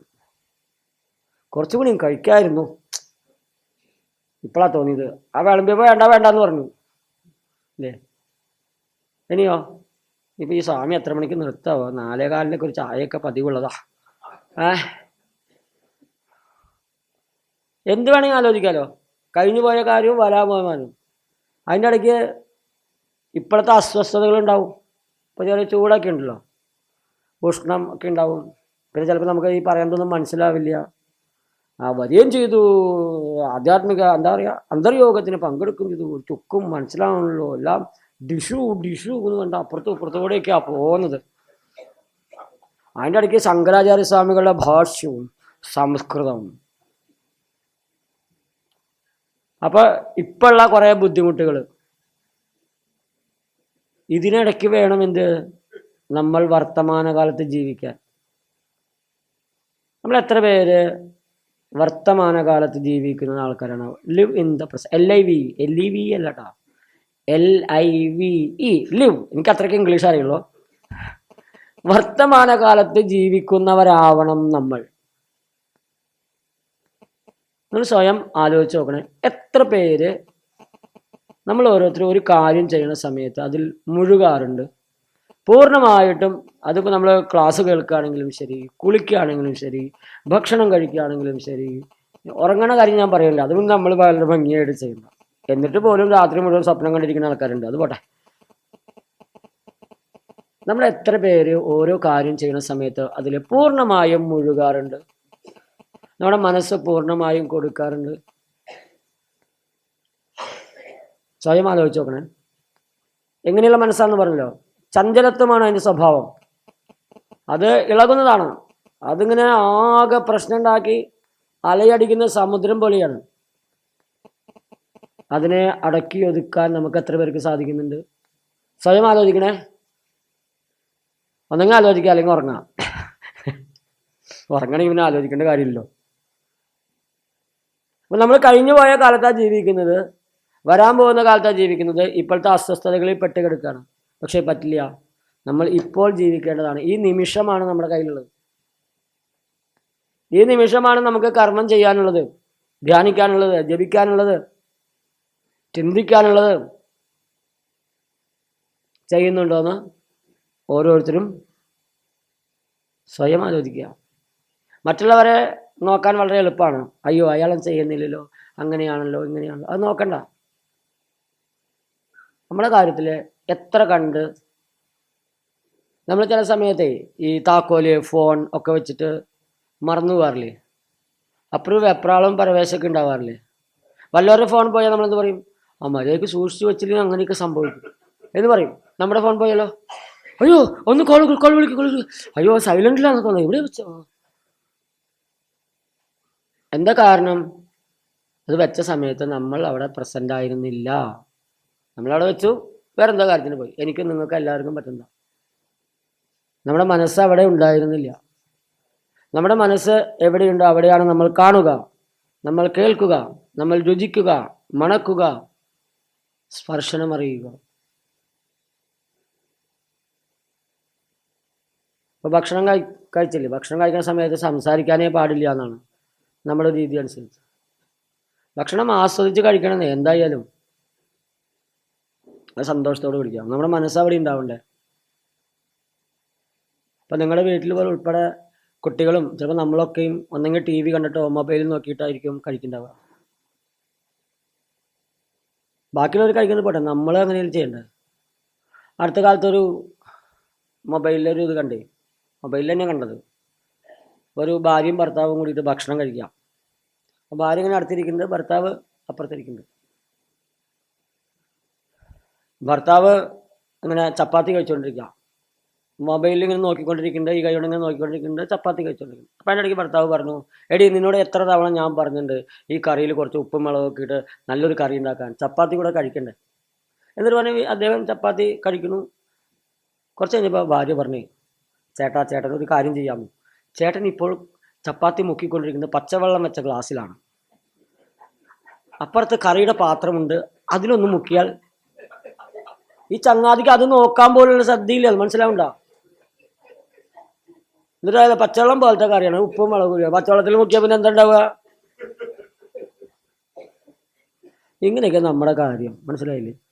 അമ്മമാരെ എത്ര പാടുപെട്ട് ഓരോ കറിയും സാധനങ്ങളൊക്കെ ഉണ്ടാക്കണതാ. അത് ഈ പിള്ളേര് ചക്കന്മാർ തോന്നിയ പോലെ തിന്നാൽ സഹിക്കോ? പെറ്റതുള്ള സഹിക്കോ? അപ്പം കൊടുക്കണം, ഇവിടുന്ന് ഒരു അടി അവിടുന്ന് ഒരു അടി. നമ്മുടെ വീടുകളിലൊക്കെ എല്ലായിടത്തും ഉണ്ട്. വയസ്സായ ആൾക്കാരായിരുന്നില്ല, ഇതും കൊണ്ടുപോയി താലം പിടിച്ചിരുന്നിട്ട് അമ്മമാരും അമ്മൂമ്മമാരും ടി വിയുടെ മുന്നിലും മൊബൈലിൻ്റെ മുന്നിലൊക്കെ. ഇന്നലെ കണ്ടൊരു സാധനമുണ്ട്, ഒരു എന്താ പറയുക, തമാശക്ക് ഉണ്ടാക്കിയതാവും. ഒരു കുട്ടി, ഒരു അമ്മ കുട്ടിയെ പഠിപ്പിക്കുക, ഒരു കയ്യിൽ പുസ്തകമുണ്ട്, മറ്റേ കയ്യിൽ ചട്ടുകണ്ട്. ആ കുട്ടിയോട് ചോദ്യങ്ങൾ ചോദിക്കുന്നുണ്ട്. അപ്പോൾ കുട്ടി ഇങ്ങനെ, പെൺകുട്ടിയാണ്, കൈ കെട്ടി നിൽക്കുന്നുണ്ട്. അപ്പോൾ ഇത് കണ്ടപ്പോൾ ആ വീട്ടിലെ കൊച്ചുകുട്ടി വന്നു. കൊച്ചുകുട്ടി വന്നപ്പോൾ കൊച്ചുകുട്ടിക്ക് തോന്നി സംഗതി പന്തിയല്ലാന്ന്. അപ്പോൾ കൊച്ചുകുട്ടി എന്ത് ചെയ്തു? കൊച്ചുകുട്ടി ആദ്യം വന്നിട്ട് അമ്മയുടെ കയ്യിലെ ചട്ടകം വാങ്ങിച്ചു. അത് കഴിഞ്ഞിട്ട് മൊബൈൽ കൊടുത്തു, പുസ്തകവും വാങ്ങിച്ചു. അപ്പം അമ്മ മൊബൈൽ നോക്കാൻ തുടങ്ങി. അപ്പം ചേച്ചി നമുക്ക് കളിക്കാൻ പോവാം. ചേച്ചി വിളിച്ചുണ്ട്. ചിലപ്പോൾ തമാശക്ക് ഉണ്ടാക്കുന്നതായിരിക്കാം, പക്ഷെ എന്നാലും വാസ്തവമാണ്. ഇപ്പോൾ പ്രഭാഷണങ്ങൾക്കൊക്കെ പ്രഭാഷണത്തിനൊക്കെ പോയിരിക്കും. എന്നിട്ട് നമ്മൾ നമ്മുടെ മൊബൈലിൽ വാട്സപ്പൊക്കെ നോക്കിയിരിക്കും. ഇടയ്ക്ക് സ്വാമിജി പറയുമ്പോൾ അങ്ങനെയാണ് സ്വാമിജി, അതെ എന്ന് പറഞ്ഞ് ഇത് നോക്കിയിരിക്കുക. ഇപ്പം പിന്നെ പറയാൻ പറ്റില്ല, ഇത് റെക്കോർഡ് ചെയ്യുകയാണോ എഴുതുകയാണോ. അപ്പോൾ അവർ പറയാം വേറെ എന്തെങ്കിലും നോക്കിയിട്ട് ഞങ്ങൾ എഴുതിക്കൊണ്ടിരിക്കുകയെന്നോ നമുക്ക് നിഷേധിക്കാൻ പറ്റില്ല, പ്രൂഫൊന്നും ചോദിക്കാൻ പറ്റില്ലല്ലോ. നോക്കൂ, നമ്മുടെ മനസ്സ് എവിടെയാണോ അവിടെയാണ് നമുക്ക് കാണാനും കേൾക്കാനും രുചിക്കാനും മണക്കാനും ഒക്കെ സാധിക്കുക. ഇന്ദ്രിയ നിഗ്രഹം വേണം, മനോനിഗ്രഹം വേണം. ഇവിടെ പ്രധാനമായിട്ടും മനോനിഗ്രഹമാണ്. മനസ്സിനെ നിയന്ത്രിച്ചാൽ മാത്രമേ രക്ഷയുള്ളൂ. ഇന്ദ്രിയങ്ങളെ നിയന്ത്രിക്കണമെങ്കിൽ പോലും മനസ്സ് വേണം. മനസ്സുകൊണ്ടേ നിയന്ത്രിക്കാൻ പറ്റുള്ളൂ. മനസ്സാണ് ഇന്ദ്രിയങ്ങളുടെ അധിപനായിരിക്കുന്നത്. ഇന്ദ്രിയങ്ങൾക്ക് മുകളിലുള്ള സ്ഥാനം മനസ്സിനാണ്. മനസ്സിനേക്കാൾ മുകളിലുള്ള സ്ഥാനം ബുദ്ധിക്കാണ്. ഏത് ബുദ്ധിക്കാണ്? ഏത് ബുദ്ധിക്കാണ്? വിവേകബുദ്ധിക്ക്. ബുദ്ധിയെ നമുക്ക് പലതരത്തിൽ പറയാം, പക്ഷെ വിവേകബുദ്ധിയാണ് മനസ്സിനെ നിയന്ത്രിക്കുന്നത്. നമ്മുടെ കാര്യത്തിൽ വിവേകബുദ്ധിയാണോ കാര്യം തീരുമാനിക്കുന്നത്? മനസ്സാണോ കാര്യം തീരുമാനിക്കുന്നത്? ഇന്ദ്രിയങ്ങളാണോ കാര്യം തീരുമാനിക്കുന്നത്? സ്വയം ചോദിച്ചാൽ മതി, പറയണ്ട. തിരുമയാന സ്വാമിജി പറയും, ഒരു ഓഫീസിലെ സൂപ്പറുണ്ട് അല്ലെങ്കിൽ മാനേജർ അല്ലെങ്കിൽ ബോസ്, അയാളാണ് കാര്യം തീരുമാനിക്കേണ്ടത്. അല്ലാതെ ഓഫീസിലെ പ്യൂണോ അറ്റൻഡറോ ക്ലർക്കോ എന്നല്ല കാര്യം തീരുമാനിക്കേണ്ടത്. ബുദ്ധിയാണ് നമ്മുടെ സൂപ്പറിൻറ്റൻറ്റ്, അതാ തീരുമാനിക്കുന്നത്. നമ്മുടെ എത്ര കാര്യങ്ങളിൽ ബുദ്ധിയുടെ തീരുമാനമുണ്ട്. ഇപ്പോൾ ഇവിടെ നിങ്ങൾ വന്നിട്ടുണ്ടെങ്കിൽ അത് ബുദ്ധിയുടെ തീരുമാനമാണ്. ഇവിടെ വരുന്നതിന് മുമ്പ് തന്നെ ചിലപ്പോൾ കുറേ തവണ പോകണോ വേണ്ടയോ എന്ന് പറഞ്ഞാൽ സ്വാമിജി വിളിച്ചതല്ലേ, നോട്ടീസ് വന്നതല്ലേ, പോയാലോ, വേണ്ട, ഇപ്പോൾ ക്രിസ്മസും ന്യൂ ഇയറും കുറേ പരിപാടിയൊക്കെ ഉള്ളതാണ്. ഇതൊക്കെ അവിടെ പോയി ഒരു അടിച്ചുപൊളി നടക്കില്ല, ആകെ പൊളിഞ്ഞിരിക്കേണ്ടി വരും എന്നൊക്കെ വെച്ച് നമ്മൾ കുറേ സമയം അത്രയും താല്പര്യത്തിലൂടെ നിശ്ചയിച്ചല്ലേ വന്നത്. എന്നിട്ട് ഇവിടെ നിന്ന് ചിലപ്പോൾ സമാധാനം നമ്മൾ വിളിക്കും, എന്തായി നമ്മുടെ ആ പരിപാടി എന്തായി, ഇവിടുന്ന് വിളിച്ചിട്ടുണ്ടാവും. നമ്മൾ എന്തൊക്കെ കാര്യങ്ങൾ ഇവിടെ നിന്ന് അന്വേഷിച്ചിട്ടുണ്ടാവുമോ, നമ്മളില്ലാതെ കൊണ്ട് ആ പരിപാടി എന്തായിരുന്നു. അവർ വളരെ ഭംഗിയായി, നിങ്ങളില്ലാത്ത കാരണം ഗംഭീരമായി നടന്നു. നമ്മളില്ലെങ്കിൽ എല്ലാ സാധനവും ഗംഭീരമായി നടക്കും. വെറുതെ ആവശ്യമില്ലാതെ നമ്മൾ ലക്ഷ്യടിക്കുക. ഇവിടെ വന്നത് നമ്മൾ നിശ്ചയ ബുദ്ധിയാണ്. മനസ്സ് സംശയാത്മിക മനഃ എന്നാണ്. സംശയ സ്വരൂപത്തോട് കൂടിയതാണ് മനസ്സ്. സങ്കല്പ വികല്പാത്മകം മനഃ എന്നാണ്. സങ്കല്പവും വികല്പവും, കൽപ്പിക്കുക, സങ്കല്പിക്കുക, നന്നായി കൽപ്പിക്കുക, നന്നായി വിചാരിക്കുക എന്നർത്ഥം. വികല്പം എന്താണ്? തെറ്റായിട്ട് അല്ലെങ്കിൽ സംശയത്തോടു കൂടി ചെയ്യുക. ഈ സങ്കല്പ വികല്പാത്മകമാണ് മനസ്സ്. മനസ്സിനുള്ള രണ്ട് പ്രധാനപ്പെട്ട നിർവചനമാണ്. നമ്മുടെ മനസ്സ് എപ്പോഴും സംശയത്തോട് കൂടിയിട്ടാണ്. തീരുമാനം എടുക്കാൻ പറ്റില്ല. തീരുമാനമെടുക്കുമ്പോൾ അത് ബുദ്ധിയാണ്. അന്ധകരണത്തിന്റെ ഭാഗമാണ് മനസ്സും ബുദ്ധിയും. മനസ്സ്, ബുദ്ധി, ചിത്തം, അഹങ്കാരം. ഈ 4 ഭാഗങ്ങളുണ്ട്. ശരിക്ക് അന്തഃകരണം ഉള്ളിലെ കരണമാണ്. അതിനെ 4ആയി തിരിച്ചിരിക്കുക. സങ്കല്പ വികല്പാത്മകം മനഃ, നിശ്ചയാത്മിക ബുദ്ധി, ബാക്കി വരട്ടെ ചിന്തനകർത്ത ചിത്തം, അല്ലെങ്കിൽ പൂർവ്വസ്മരണയോടുകൂടി ചിന്തിക്കുന്ന ചിത്തം. അഹങ്കർത്ത ഇത് അഹങ്കാര. അപ്പം ഇതില് മനസ്സിനെ ചില സമയത്ത് ചിത്തം എന്ന് പറയും, ചിലപ്പോൾ മനസ്സെന്ന് പറയും, പല പല പേരുകളും പറയും. അത് ആ സന്ദർഭത്തിനനുസരിച്ച് ചില വാക്കുകളൊക്കെ മാറ്റും. പക്ഷെ മനസ്സിൻ്റെ സ്വഭാവം ഇത് തന്നെയാണ്, സ്ഥിരമല്ല, സംശയമായിട്ടിരിക്കുക. ഇപ്പം ആരെങ്കിലും ഇപ്പോൾ ഇവിടെ നിന്ന് പോകാൻ ഉദ്ദേശിച്ചിരുന്ന ആരെങ്കിലും ഉണ്ടെങ്കിൽ, അയ്യോ ഇരിക്കണ്ടായിരുന്നില്ല, പോയാലോ, നീ സ്വാമിജി വല്ലതും പറയോ, എന്നാ വേണ്ട പോവാം, അത് കഴിഞ്ഞിട്ട് പോവാം, ചായ കുടിച്ചിട്ട് പോവാം, അയ്യോ ബസ് ഉണ്ടപ്പോൾ പോയാലോ. ഇങ്ങനെ മുള്ളുമേരിക്കണ പല ആൾക്കാരുണ്ടാവും അല്ലേ. മുള്ളുമേരിക്കാന്ന് കേട്ടില്ലേ പ്രയോഗം? നമുക്ക് സ്വസ്ഥത ഉണ്ടാവില്ല. മനസ്സിന് സാത്വികമായ അവസ്ഥയുണ്ട്, രാജസികമായ അവസ്ഥയുണ്ട്, താമസികമായ അവസ്ഥയുണ്ട്. സാത്വികമായ അവസ്ഥയാണെങ്കിൽ ഇപ്പോൾ ഞാൻ പറയുന്നതൊക്കെ നിങ്ങൾ ശ്രദ്ധയോടുകൂടി കേൾക്കും. രാജസികമായ അവസ്ഥയാണെങ്കിലോ നിങ്ങൾ വേറെ എന്തെങ്കിലുമൊക്കെ കണക്കെടുത്തുകൊണ്ടിരിക്കും. ഈ ഹാളിൽ എത്ര ഫാൻ ഉണ്ട്, ലൈറ്റ് ഉണ്ട്, ചിദാനന്ദപുരി സ്വാമി ക്ലാസ് എടുക്കുമ്പോൾ തന്നെ എണ്ണാൻ സമയം കിട്ടും. സ്വാമി ആണെങ്കിൽ സമ്മതിക്കില്ല. അപ്പോൾ ഈ സ്വാമി ആണെങ്കിൽ കുറച്ച് സമയം കിട്ടില്ലോ, എത്ര ആൾക്കാരുണ്ട്, കസാര എത്രയുണ്ട്, എത്ര ആൾക്കാർ ഇരിക്കുന്നുണ്ട്, ഇങ്ങനെ ആ കണക്കൊക്കെ എടുക്കാൻ മറന്നുപോയി. നമ്മൾ രജോ ഗുണമാണെങ്കിൽ ആ വകത്തിലുള്ള സകല കണക്കെടുക്കും. അല്ലെങ്കിൽ ഇതിൽ എത്ര വെട്ടുണ്ടാവും, ഒന്ന് കുഴപ്പമില്ല, കൊള്ളാം, ഡിസൈനൊക്കെ നന്നായിട്ടുണ്ട്, അല്ലെങ്കിൽ ഇതിൻ്റെ ഞൊറികളുടെ കണക്ക്, ഇങ്ങനെ നമ്മൾ എന്തൊക്കെ ചെയ്യാമെന്ന കണക്കില്ല. അല്ലെങ്കിൽ മൊബൈൽ ഫോൺ എടുത്തിട്ട് ഇങ്ങനെ എന്തെങ്കിലുമൊക്കെ നോക്കി ഇപ്പോഴൊക്കെ നോക്കാൻ എന്തെങ്കിലുമൊക്കെ ഉണ്ടല്ലോ. രജോ ഗുണമാണെങ്കിൽ. തമോ ഗുണമാണെങ്കിലോ അതാ സാധനം. എന്തൊരു രസം, മനസ്സിനെ കുറിച്ചാ പറയുന്നത്. നമ്മൾ സുഖമായിട്ട് അവിടെ ഉറങ്ങും. ആരെങ്കിലും ചോദിക്കുക ഉറങ്ങാണോ? ആരുറങ്ങി? ഞാൻ സ്വാമിജിയുടെ വളരെ ശ്രദ്ധയോടുകൂടി കേട്ടിരിക്കുക. അതിന് ഭാരം തായ്ക്ക് വന്നായപ്പോൾ താഴേക്ക് പോയതാ. നമ്മളാരും സമ്മതിക്കില്ല, ഞാൻ സമ്മതിക്കില്ല. എന്നോട് ചോദിച്ചാ ഉറങ്ങാണെന്ന് ചോദിച്ചാ.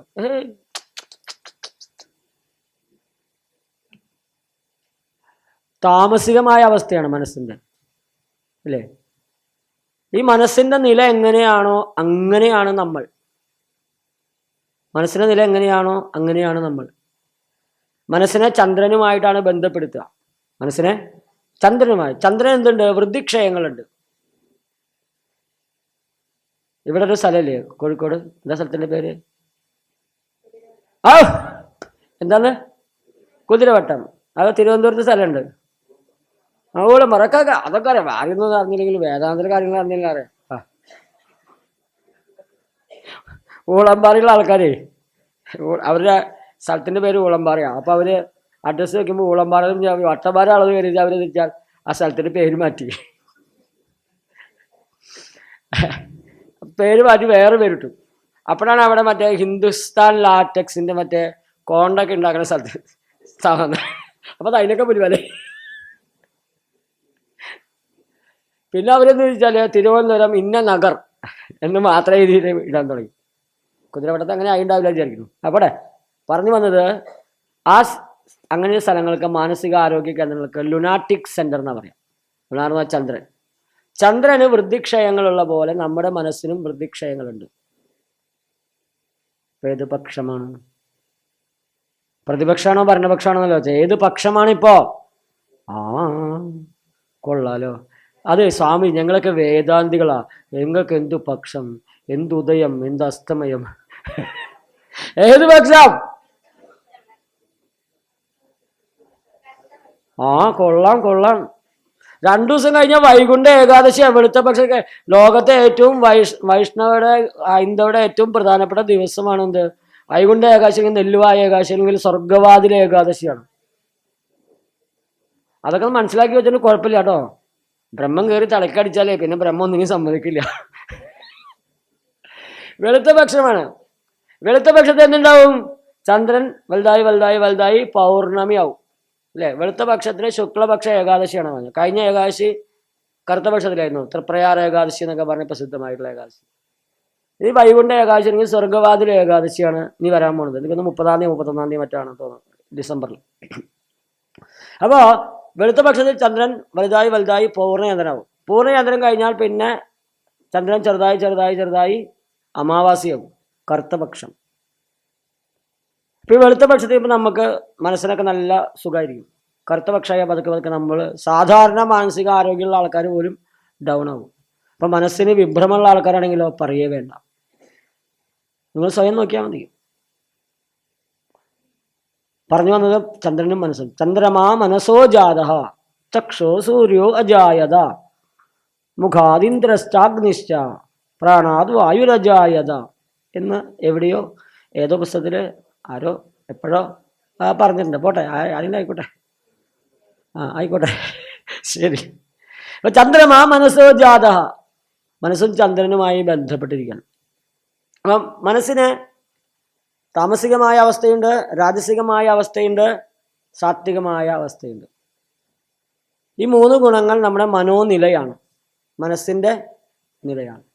ഈ മനസ്സിൻ്റെ നില അനുസരിച്ചിട്ടാണ് നമ്മുടെ സ്വഭാവം. ഇപ്പം നമുക്ക് സാത്വികമായ നില ആയതുകൊണ്ടാണ് നമ്മൾ പൊതുവേ അന്തർയോഗത്തിന് വന്നത്. ഇനിയോ ഇവിടെ ക്ലാസ് നമ്മൾ ശ്രദ്ധിച്ചിരിക്കുന്നുണ്ടെങ്കിൽ നമുക്ക് സാത്വികമായ അവസ്ഥയാണ്. നമുക്ക് ശ്രദ്ധിച്ചിരിക്കാൻ പറ്റുന്നില്ലെങ്കിൽ ഒന്നുകിൽ അത് രജോ ഗുണമായിരിക്കാം, അല്ലെങ്കിൽ തമോ ഗുണമായിരിക്കാം. ചിലപ്പോൾ ഉച്ചയ്ക്ക് കഴിക്കാത്തതിൻ്റെ ആയിരിക്കാം, ചിലപ്പോൾ കഴിച്ചു കൂടിയിട്ടായിരിക്കാം, അല്ലെങ്കിൽ ഭാഷ്യത്തിൻ്റെ ആയിരിക്കാം, അല്ലെങ്കിൽ മനസ്സിനെ കുറിച്ച് പറഞ്ഞിരിക്കാം. മനസ്സിന് എന്താ പ്രശ്നം വെച്ചാൽ മനസ്സിന് ഈ സൂക്ഷ്മമായ കാര്യങ്ങളിലേക്ക് പോകുന്ന സമയത്ത് മനസ്സിന് പരിശീലനം ഇല്ലാത്തതുകൊണ്ട് അതിന് ഉറക്കം വരും, തളർച്ച തോന്നും. അപ്പം നിങ്ങൾ നമ്മളിപ്പോൾ ഇവിടെ ഒരു സ്വാമിജി അന്തർയോഗത്തിന് പകരം ഈ ക്രിസ്മസ് ന്യൂ ഇയർ പ്രോഗ്രാം എന്ന് പറഞ്ഞിട്ട് പാട്ടും കൂത്തൊക്കെ എത്ര ആൾക്കാർ വരുന്നത് ഇവിടെ? ജനലക്ഷങ്ങളിലൂടെ വരും. ഇത് വെച്ചാലോ ഇതന്നെ സ്വാമിജി ഞാൻ 1-ാമത്തെ ദിവസം വന്നിട്ട് വീട്ടിൽ പോകും, എന്നിട്ട് പിന്നത്തെ ഉച്ചയ്ക്ക് വരും സ്വാമി, അത് കഴിഞ്ഞൊരു ദിവസം പോകണം സ്വാമിജി, മണ്ഡലം കാലമുള്ളേ ശബരിമലയ്ക്ക്, ഇങ്ങനെ 100 കാര്യങ്ങൾ കണ്ടൊക്കെ ചിലപ്പോൾ വന്നിട്ടുണ്ടാവുക. കാരണം എന്താ? നമുക്കിത് സൂക്ഷ്മമായ കാര്യമായിരുന്നേ നമുക്ക് ശ്രദ്ധിച്ചിരിക്കാൻ പറ്റില്ല. മനസ്സ് ഉറക്കത്തിൽ പിടിക്കും, അല്ലെങ്കിൽ വേറെ എന്തെങ്കിലും കാര്യങ്ങൾ പോകും. ആലോചിച്ച് നോക്കണം. ഈ പറഞ്ഞ കാര്യങ്ങളൊക്കെ നമ്മുടെ കാര്യത്തിൽ ആലോചിക്കണം, വേറെ ആളുടെ കാര്യത്തിൽ ആലോചിക്കരുത്. നമ്മുടെ കാര്യത്തിൽ ആലോചിക്കണം. നിങ്ങളുടെ എത്ര പേര് പെരുന്തച്ചൻ സിനിമ കണ്ടിട്ടുണ്ട്? പെരുന്തച്ചൻ സിനിമ, സിനിമ കഥ പറയണമെന്ന് സ്വാമി വന്നത്. പെരുന്തച്ചൻ സിനിമ, പെരുന്തച്ചൻ സിനിമ തുടങ്ങുന്നത് ഇങ്ങനെയാണ്: കടവത്തേക്ക് ഇറങ്ങുന്നവർക്ക് വെളിച്ചമായിക്കോട്ടെ എന്ന് കരുതി, അതിന് കാറ്റ് സമ്മതിക്കണ്ടേ? അപ്പം അപ്പുറത്തുനിന്നൊരാൾ സമ്മതിക്കും, അല്ലെങ്കിൽ സമ്മതിപ്പിക്കും. ഇതാണ് ആദ്യത്തെ സീനയിൽ. അപ്പോൾ വിളക്ക് കൊണ്ടുവരുന്നത് ഒരു ക്ഷേത്രത്തിലെ വാര്യരാണ്, അല്ലെങ്കിൽ കഴകക്കാരനാണ്. അപ്പോൾ അതിരാവിലെ വന്ന് കുളിക്കുന്ന ശീലമൊക്കെ പണ്ടുണ്ടായിരുന്നു, പണ്ടോന്നറിയില്ല. അപ്പോൾ കടവത്തൊക്കെ വെളിച്ചം കാണാൻ വേണ്ടി ഒരു വിളക്ക് കത്തിക്കാൻ വേണ്ടി വന്നതാണ്. നല്ല കാറ്റാ. അവിടെ ഉറങ്ങിക്കിടക്കുകയായിരുന്നു പെരുന്തച്ഛൻ എഴുന്നേറ്റ് പറഞ്ഞു, അതെന്താ അത് സമ്മതിക്കും, ഞാൻ സമ്മതിപ്പിക്കാണ്ട് ഒരു കല്ല് അവിടെ നട്ടിന്നാണ്. ഇപ്പോഴും തിരുനാവായ ഭാഗത്ത് എവിടെയുണ്ട്. ഒരു 5-6 കൊല്ലം മുമ്പ് ഞാൻ പത്രത്തിൽ വായിച്ചപ്പോൾ അതിൽ ലീഗിൻ്റെ കോണിയുടെ ചിത്രം വരച്ച് വെച്ചേക്കായിരുന്നു. ആ കല്ല് അവിടെ ഉണ്ടെന്നാണ് കേട്ടിരിക്കുന്നത്, എനിക്കറിയില്ല. അങ്ങനെ പെരുന്തച്ഛൻ നാട്ടിയ കല്ലാത്രേ, കരിങ്കല്ല്, വലിയ കല്ല് അദ്ദേഹം നാട്ടിയെന്നാണ്. പിന്നെ കാറ്റിൻ്റെ ശല്യം ഇല്ലാതെ വിളക്ക് കത്തിയെന്നാണ് ഇവിടെ പറയണു. തസ്യാഹം നിഗ്രഹം മന്യേ വായോരിവ സുദുഷ്കരം. വായുവിനെ പിടിച്ചു കെട്ടാൻ നമ്മൾ നോക്കുന്ന എത്ര ബുദ്ധിമുട്ടുള്ളതാണോ അതുപോലെയാണ് മനസ്സിനെ നിയന്ത്രിക്കുക എന്ന് പറഞ്ഞാൽ. ഇത് അർജുനന്റെ ഇതാണ്, അർജുനന്റെ പ്രസ്താവനയാണ്. മനസ്സിനെ നിയന്ത്രിക്കാൻ അത്രയൊന്നും എളുപ്പമല്ല എന്ന് അർജുനന് മനസ്സിലായിട്ടുണ്ട്. കാരണം എന്താണ്, അർജുനൻ പറഞ്ഞു ഞാനിതൊക്കെ നിർത്തിയിട്ട് ഭിക്ഷ എടുക്കാൻ പോവുക നല്ലത് എന്ന്. അപ്പോഴേ പറഞ്ഞതാ, മനസ്സിലായോ? ഭിക്ഷ എടുക്കാന്ന് പറഞ്ഞാൽ എന്താ? സന്യസിക്കാൻ പോവുക എന്നർത്ഥം. സന്യാസിക്ക് മാത്രമേ ഭിക്ഷ എടുക്കാൻ അധികാരമുള്ളൂ. നിങ്ങൾക്ക് ആർക്കും ഇല്ലേ? സന്യാസിക്ക് മാത്രമേ ഭിക്ഷ എടുക്കാൻ അധികാരമുള്ളൂ.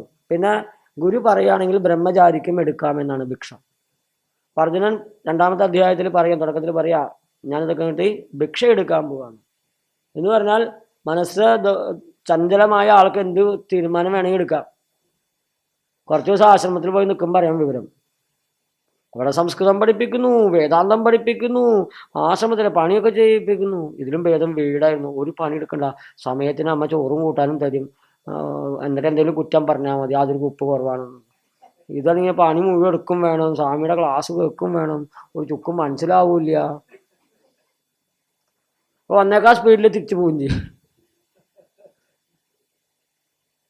മനസ്സിനെ അടക്കുക എന്ന് പറഞ്ഞാൽ വായുവിനെ പിടിച്ചു കെട്ടുന്നത് പോലെയാണ്. അതിനെ പിടിച്ചു കെട്ടാൻ പറ്റുമോ? ഇല്ല.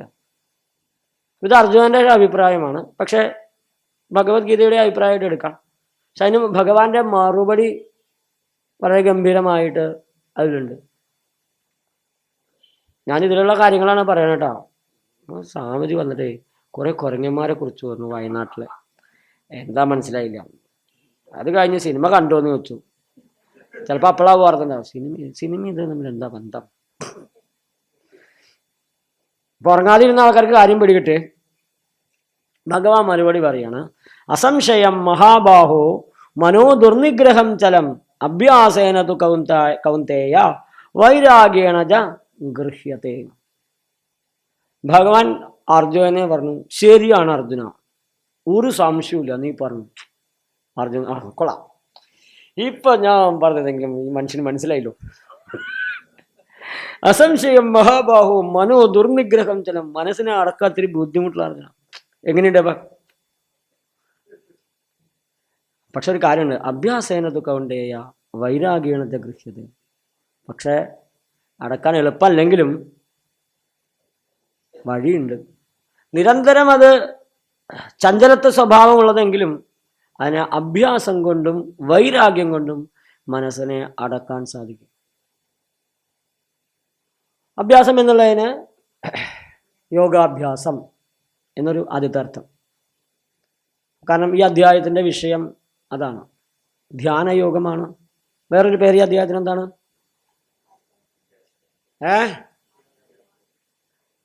ഈ അമ്മ പറഞ്ഞു ശരിയാ, ബാക്കിയുള്ളവർ പറയൂ. ഈ അധ്യായത്തിന് 2 പേരുണ്ട്. ധ്യാനയോഗം അല്ലെങ്കിൽ ആത്മസംയമന യോഗം. ചില പുസ്തകങ്ങളിലൊക്കെ ആത്മസംയമന യോഗം എന്നാവും കാണാം. സ്വയം നിയന്ത്രിക്കുക, ധ്യാനയോഗം. അപ്പൊ ഇതിനു മുമ്പ് ധ്യാനത്തെക്കുറിച്ചുള്ള പടികളൊക്കെ പറഞ്ഞല്ലോ. എനിക്ക് തോന്നുന്നു ഞാൻ ആ ഭാഗം ഞാനല്ല പറയണ്ട.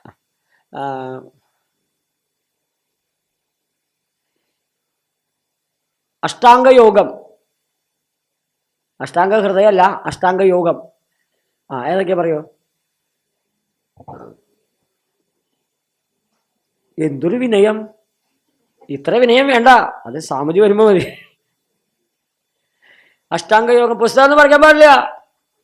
ഇതർ ദേക്കിയേ സബ് ലോഗ്. ആ മലയാളത്തിൽ പറഞ്ഞാൽ മതി. നോമനി സംസ്കൃതം അറിയില്ല. യമം, നിയമം, ആസനം, പ്രാണായാമം, പ്രത്യാഹാരം. എല്ലാവരും കൂടിയ ധാരണയാവും. ധാരണ, ധ്യാനം, ഓ സമാധി 8 ഇത് ഈ പേരുകളൊക്കെ ഓർമ്മ വയ്ക്കണേ. യമം, നിയമം, ആസനം, പ്രാണായാമം, പ്രത്യാഹാരം, ധാരണ, ധ്യാനം, സമാധി. ഇങ്ങനെ 8 അംഗങ്ങളുള്ള യോഗം. അതിൽ എല്ലാ കാര്യങ്ങളെയും ഇവിടെ ഒരു തരത്തിലെങ്കിൽ വേറെ തരത്തിൽ സ്പർശിച്ചുകൊണ്ടാണ് പറയുന്നത്. ധ്യാനത്തിന് പ്രാധാന്യം കൊടുത്തുകൊണ്ട്. കാരണം ഞാൻ മുമ്പ് എടുത്ത കാരണം ഞാനിത് അതിനെക്കുറിച്ച് പറയേണ്ട കാര്യമില്ല. നിങ്ങൾ എത്ര പേര് യോഗ പഠിച്ചിട്ടുണ്ട്? യോഗ ശരിക്കും കൈവെക്കോ? യോഗ പഠിച്ചിട്ടുണ്ട്. അടുത്ത ചോദ്യത്തിന് സത്യസന്ധമായിട്ട് കൈവെക്കാവോ? എത്ര പേര് അത് പരിശീലിക്കുന്നുണ്ട് ദിവസവും? ശരി, ദിവസവും യോഗ ചെയ്യുന്നുണ്ട്. കുറച്ച് പേരെ പഠിച്ചല്ലോ, കുഴപ്പമില്ല. അതിൽ യോഗ പരിശീലിക്കുക എന്ന് പറഞ്ഞാൽ 8 കാര്യങ്ങളും പരിശീലിക്കുന്ന എത്ര പേരുണ്ട്? സ്വാമിയേ ശരണം ശരണമെൻ്റയ്യപ്പ, സ്വാമിയല്ലാതൊരു ശരണമില്ലയ്യപ്പ. കുഴപ്പമില്ല, പോട്ടെ. ആസനമെങ്കിലും പരിശീലിക്കണം. ഇരിക്കണ ആസനമല്ല, മറ്റേ യോഗത്തിലുള്ള ആസനം പരിശീലിക്കാൻ എത്ര പേരുണ്ട്? ശരി, അതുണ്ട് അല്ലേ? ശരി. പ്രാണായാമം പരിശീലിക്കാൻ എത്ര പേരുണ്ട്? ആസനവും പ്രാണായാമവും ഒക്കെ. ശരി. ധ്യാനിക്കുന്ന എത്ര പേരുണ്ട്? ധ്യാനിക്കുന്നത്. ശരി. നമ്മളെല്ലാവരും ധ്യാനിക്കുന്ന ആൾക്കാരാണ്. അതെങ്ങനെ സ്വാമിജി? നമ്മൾ വിഷയധ്യാനം, അതന്നെ നമ്മുടെ പരിപാടി. വിഷയധ്യാനം. 4 മണി ആവാറായി. 4:15 ഇന്ന് ചായയുടെ ഒപ്പം പരിപ്പടയാണോ അതോ ബിസ്ക്കറ്റോ? ഇങ്ങനെ എന്ത് വേണമെങ്കിൽ ധ്യാനിക്കാം നമുക്ക്. വിഷയധ്യാനത്തിൽ നമ്മളെല്ലാവരും എക്സ്പെർട്ടാണ്. അതിന് ധ്യാനം എന്ന് പറയാറില്ല. യോഗമാണ് യോഗം, അല്ലേ? എങ്ങനെ വീട്ടിൽ സ്വസ്ഥായിരിക്കണം ഞങ്ങളുടെ ഒരു യോഗേ. ഈ ഭാഷയൊക്കെ വായിച്ചിട്ട് നമ്മുടെ അത് പറയാമല്ലോ യോഗം. യോഗമല്ല. ഈ ഭഗവത്ഗീതയിലെ എല്ലാ അധ്യായങ്ങളിലും പേര് യോഗം എന്നാണ്. യോഗം എന്നാണ് എല്ലാ അധ്യായങ്ങളിലും പേര്. അർജുന വിഷാദ യോഗം, സാംഖ്യയോഗം, കർമ്മയോഗം, ജ്ഞാന കർമ്മ സന്യാസ യോഗം, കർമ്മസന്യാസ യോഗം, ധ്യാനയോഗം. പറഞ്ഞേ അങ്ങനെ കേട്ടാൽ മതി. നിങ്ങൾ കൂടെ പോലും പറയണില്ല. എല്ലാ അധ്യായങ്ങളും പേരെന്താണ്? യോഗം എന്നാണ്. യോഗം യോഗം എന്താണ്? നമ്മളെ ചേർക്കലാണ്. എവിടേക്ക് ചേർക്കുക? ഈശ്വരനിലേക്ക് ചേർക്കലാണ്. നമ്മൾ ഓരോരുത്തരെയും ഈശ്വരനിലേക്ക് ചേർക്കലാണ് യോഗം. അല്ലെങ്കിൽ ജീവാത്മാവിനെ പരമാത്മാവിലേക്ക് ചേർക്കലാണ് യോഗം.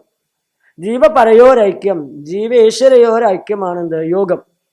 ആ യോഗത്തെക്കുറിച്ചാണ് 1-ാമത്തെ അധ്യായം മുതൽ 18 ഉൾപ്പെടെ ഭഗവത്ഗീതയിൽ പറയുന്നത്.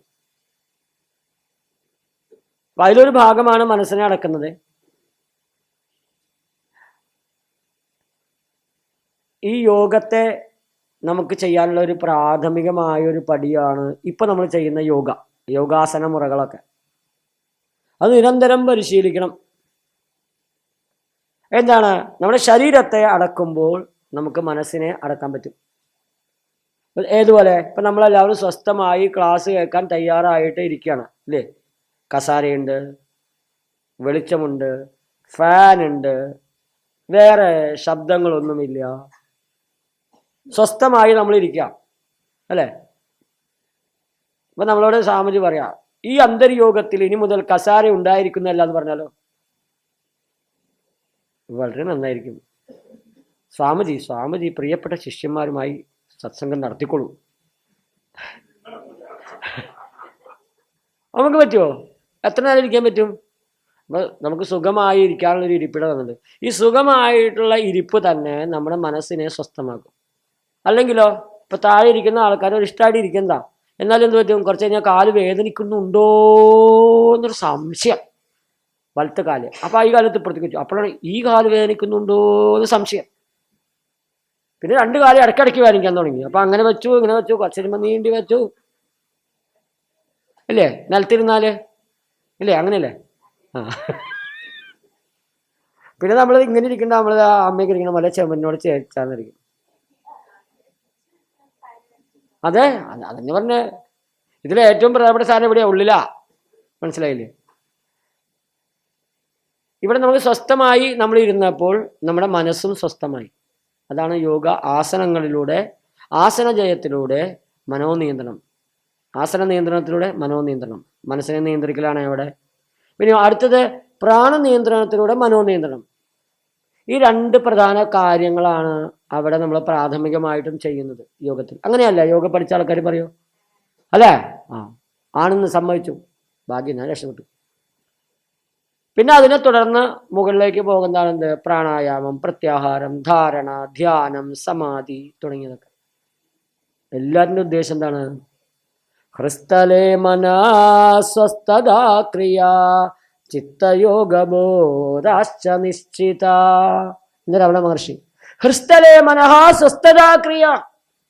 മനസ്സ് അവനവന്റെ ഉള്ളിൽ സ്വസ്ഥമായിരിക്കലാണ് ഏറ്റവും പ്രധാനമായ കാര്യം. സ്വസ്ഥമായിരിക്കണം നോക്കുക. നമ്മുടെ മനസ്സ് രമണ മഹർഷിയുടെ ഉപദേശസാരത്തിലെ ഒരു പ്രധാനപ്പെട്ട വരിയാണ്. അദ്ദേഹത്തിൻ്റെ ഉപദേശത്തിലെ ഒരു സെൻട്രൽ പോയിന്റ് ആണത്. ഹൃസ്ഥലേ മനസ്വസ്ഥതാ ക്രിയ. നമ്മുടെ മനസ്സിൽ നിന്നാണ് എല്ലാ കർമ്മങ്ങൾക്കും വേണ്ട സാധനങ്ങൾ പുറത്തു വരുന്നത്. ഇവൻ നമ്മൾ ജ്ഞാനേന്ദ്രിയങ്ങളുടെ കാണുന്നതും കേൾക്കുന്നതും ഉൾപ്പെടെ ചെയ്യുന്ന പ്രവർത്തികളും. മനസ്സിലാണ് എല്ലാ കാമനകളും ഉണ്ടാകുന്നത്. മനസ്സിലാണ് കാമന എന്ന് പറഞ്ഞാൽ ആഗ്രഹം. ഏതാഗ്രഹം? ഏറ്റവും ചെറിയ ആഗ്രഹം, ചായ കുടിക്കുന്നോ എന്നുള്ള ചെറിയ ആഗ്രഹം മുതൽ ഏറ്റവും വലിയ ആഗ്രഹം, കാമമായിട്ടുള്ള ലൈംഗിക ആസക്തി വരെ എവിടെയാണ്? ഉള്ളിലാണ്. നമ്മൾ അതിനെ താലോലിക്കുന്ന അനുസരിച്ച് അതിന് പിണ്ണാക്കും പരുത്തിക്കുരും വെള്ളമൊക്കെ കൊടുക്കുന്ന അനുസരിച്ച് അത് വലുതായി വലുതായി വരും. നമ്മൾ മൈൻഡ് ചെയ്തില്ലെങ്കിലോ അത് എവിടെയെങ്കിലൊക്കെ പോയിക്കോളും. നമ്മുടെ ഉള്ളിലായിരിക്കുന്നത് കാമനകൾ. കാമനകൾ എവിടുന്നാണ് ഉണ്ടാവുന്നത്? അല്ല, കാമന എന്ന് പറഞ്ഞാൽ ആഗ്രഹം, വാസനകൾ. ഞാൻ വേറെ കാര്യം പറയാം. ഞാൻ ചിന്മയാനന്ദ സ്വാമിജി പറയാം, നിങ്ങൾ എങ്ങനെ പഠിച്ചു വെച്ചേക്കണ അറിയില്ല. സങ്കല്പങ്ങളിൽ നിന്നാണ് ആഗ്രഹങ്ങൾ. സങ്കല്പം എവിടുന്നാന്ന് വെച്ചാൽ സങ്കല്പം ബുദ്ധിയുമായി ബന്ധപ്പെട്ടാണ്. നമ്മൾ സങ്കല്പിക്കുമ്പോഴാണ് മനസ്സിൽ കാമന ഉണ്ടാകുന്നത്. ഈ സങ്കല്പം ഉണ്ടാകുന്നത് അറിവില്ലായ്മയിൽ നിന്നാണ്, അജ്ഞാനത്തിൽ നിന്നാണ്. ശരിക്കും പറഞ്ഞാൽ നമ്മുടെ അറിവില്ലായ്മയാണ് സങ്കല്പമായും കാമനയായും കർമ്മമായും വരുന്നത്. അപ്പം അതിൽ കാമനയുടെ സ്ഥാനമാണ് മനസ്സ്. 3-ാം അധ്യായത്തിൽ പറയുന്നുണ്ട്, മനുഷ്യരെ നിർബന്ധമായിട്ട് പാപം ചെയ്യുന്നുണ്ടല്ലോ, ആരാണ് അതിന് കാരണം? അപ്പം അതിന് മറുപടി കാമയേഷ ക്രോധയേഷ എന്നാ പറഞ്ഞ. കാമവും ക്രോധവും മനസ്സിലായിരിക്കുന്നത്. എന്നിട്ട് എവിടെയാണ് ഇരിക്കുന്നത്? അതിനെ ഓടിച്ചു കളയാൻ പറയാം.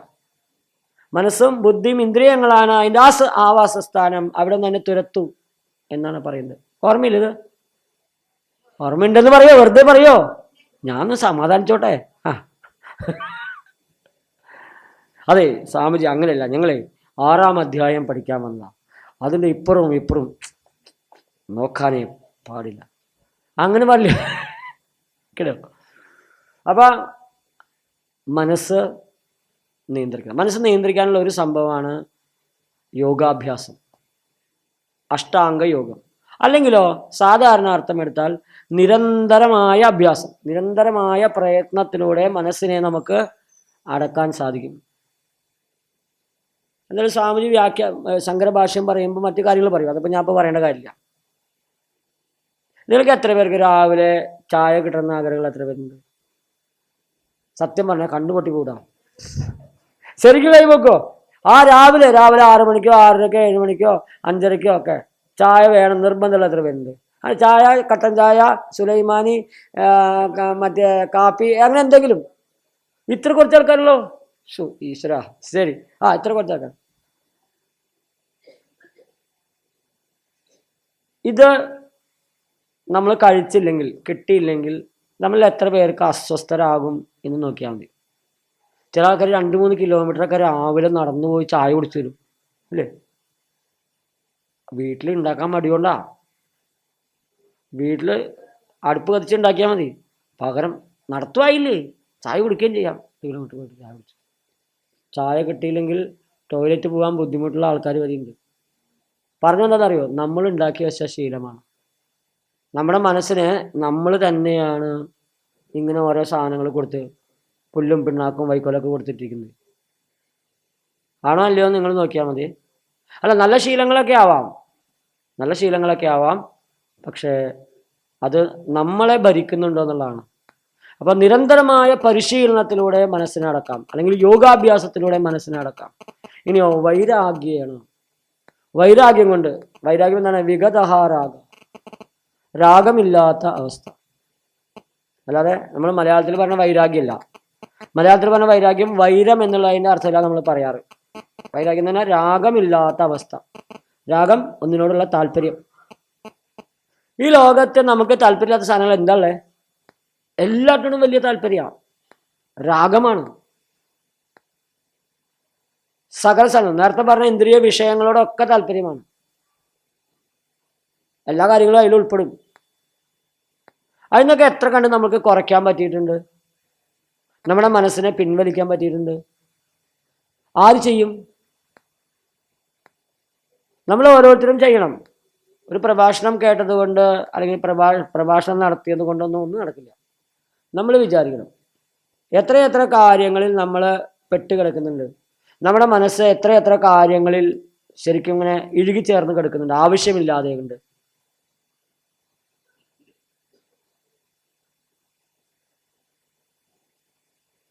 സ്വയം ആലോചിക്കണേ. പിന്നെ വൈരാഗ്യം എന്നുള്ളതിന് വേറൊരു അർത്ഥമുണ്ട്. വിഗതഹ രാഗഹ വൈരാഗ്യ, വിശേഷണമുള്ള രാഗം. വിശേഷണമുള്ള രാഗം എന്ന് വെച്ചാൽ ഉത്കൃഷ്ടമായ ഒന്നിലേക്ക്, പ്രത്യേകിച്ചും ഭഗവാനിലേക്ക്, ഈശ്വരനിലേക്ക്, പരമാത്മാവിലേക്ക് രാഗത്തെ വെക്കുക, താല്പര്യത്തെ വെക്കുക. നമ്മൾ എത്ര പേര് വെച്ചിട്ടുണ്ടാവും?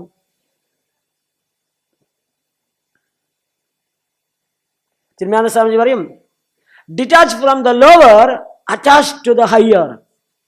Detach from the lower, attach to the higher. ഇപ്പൊ നമ്മളുള്ള നികൃഷ്ടമായ താഴ്ന്ന നിലവാരത്തിലുള്ള ഒന്നിൽ നിന്ന് എന്ത് ചെയ്യണം? നമ്മൾ പതുക്കെ എന്ന് വിടണം. എന്നിട്ടോ ഉത്കൃഷ്ടമായതിനെ പിടിക്കണം.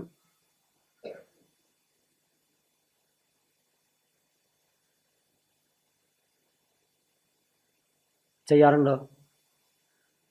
ഇപ്പൊ നമ്മൾ പലതും താഴ്ന്ന നിലവാരത്തിൽ അല്ലെങ്കിൽ ഉത്കൃഷ്ടമല്ലാത്തതാണെങ്കിൽ നമ്മൾ അതിനേക്കാൾ ഇപ്പോൾ ഒരു ഉദാഹരണം വെച്ചാൽ, നമ്മൾ ഇവിടെ വന്നിട്ടുണ്ടെങ്കിൽ കുറച്ച് ഉത്കൃഷ്ടമായതിനെ നമ്മൾ പിടിച്ചതുകൊണ്ട് അവിടെ വന്നു. ഈ സമയത്ത് നമുക്ക് ഓരോരുത്തർക്കും ഇഷ്ടം പോലെ പരിപാടികൾ ഉണ്ടായിരുന്നു, അല്ലേ? ആസ്വദിക്കാനൊക്കെ ആയിട്ട്. അപ്പം അതിനപ്പുറത്ത് നമ്മൾ ഇതിന് പ്രാധാന്യം കൊടുത്തുകൊണ്ടാണ് നമ്മളിവിടെ വന്നത്. അപ്പോൾ നമ്മൾ ലോവറിൽ നിന്ന് ഹയറിലേക്ക് നമ്മൾ വന്നു. ഇത് സാധിക്കുന്നുണ്ടാവണം. അവിടെയാണ് വിശേഷണയുള്ള രാഗത്തിലേക്ക് വേണം. അതിനെന്ത് ചെയ്യണം? ഇപ്പൊ നമ്മളെ രാഗത്തിൽ പെടുത്തിയിരിക്കുന്ന സകല കാര്യങ്ങളിൽ നിന്നും നമ്മൾ പിൻവലിക്കണം.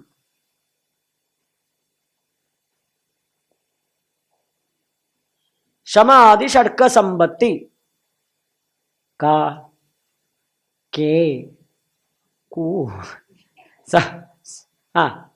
പറയാ. മുഴുവൻ പറഞ്ഞിട്ടുണ്ടെങ്കിൽ ബെഞ്ചിന് മുകളിൽ കെട്ടിയെടുത്ത്.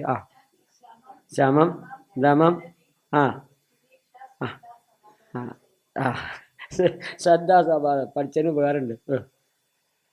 അപ്പൊ അതില് ഒരു സംഭവമുണ്ട്. ശമം ദമം കഴിഞ്ഞിട്ട് ഉപരതി അല്ലെങ്കിൽ ഉപരമ, സ്വധർമാനുഷ്ഠാനമേവ എന്നാണ് അതിന്. എന്താ ഉപരമം? വിഷയങ്ങളിലേക്ക് മനസ്സും ഇന്ദ്രിയങ്ങളും പോവാതിരിക്കുക, ആവശ്യമില്ലാത്ത. ഉപരതി അല്ലെങ്കിൽ ഉപരമം, മനസ്സ് ആവശ്യമില്ലാത്തതിൽ നിന്ന് നമ്മൾ പിടിച്ചു കൊണ്ടുവരണം, അല്ലെങ്കിൽ മനസ്സ് അങ്ങോട്ട് പോകാൻ പാടില്ല.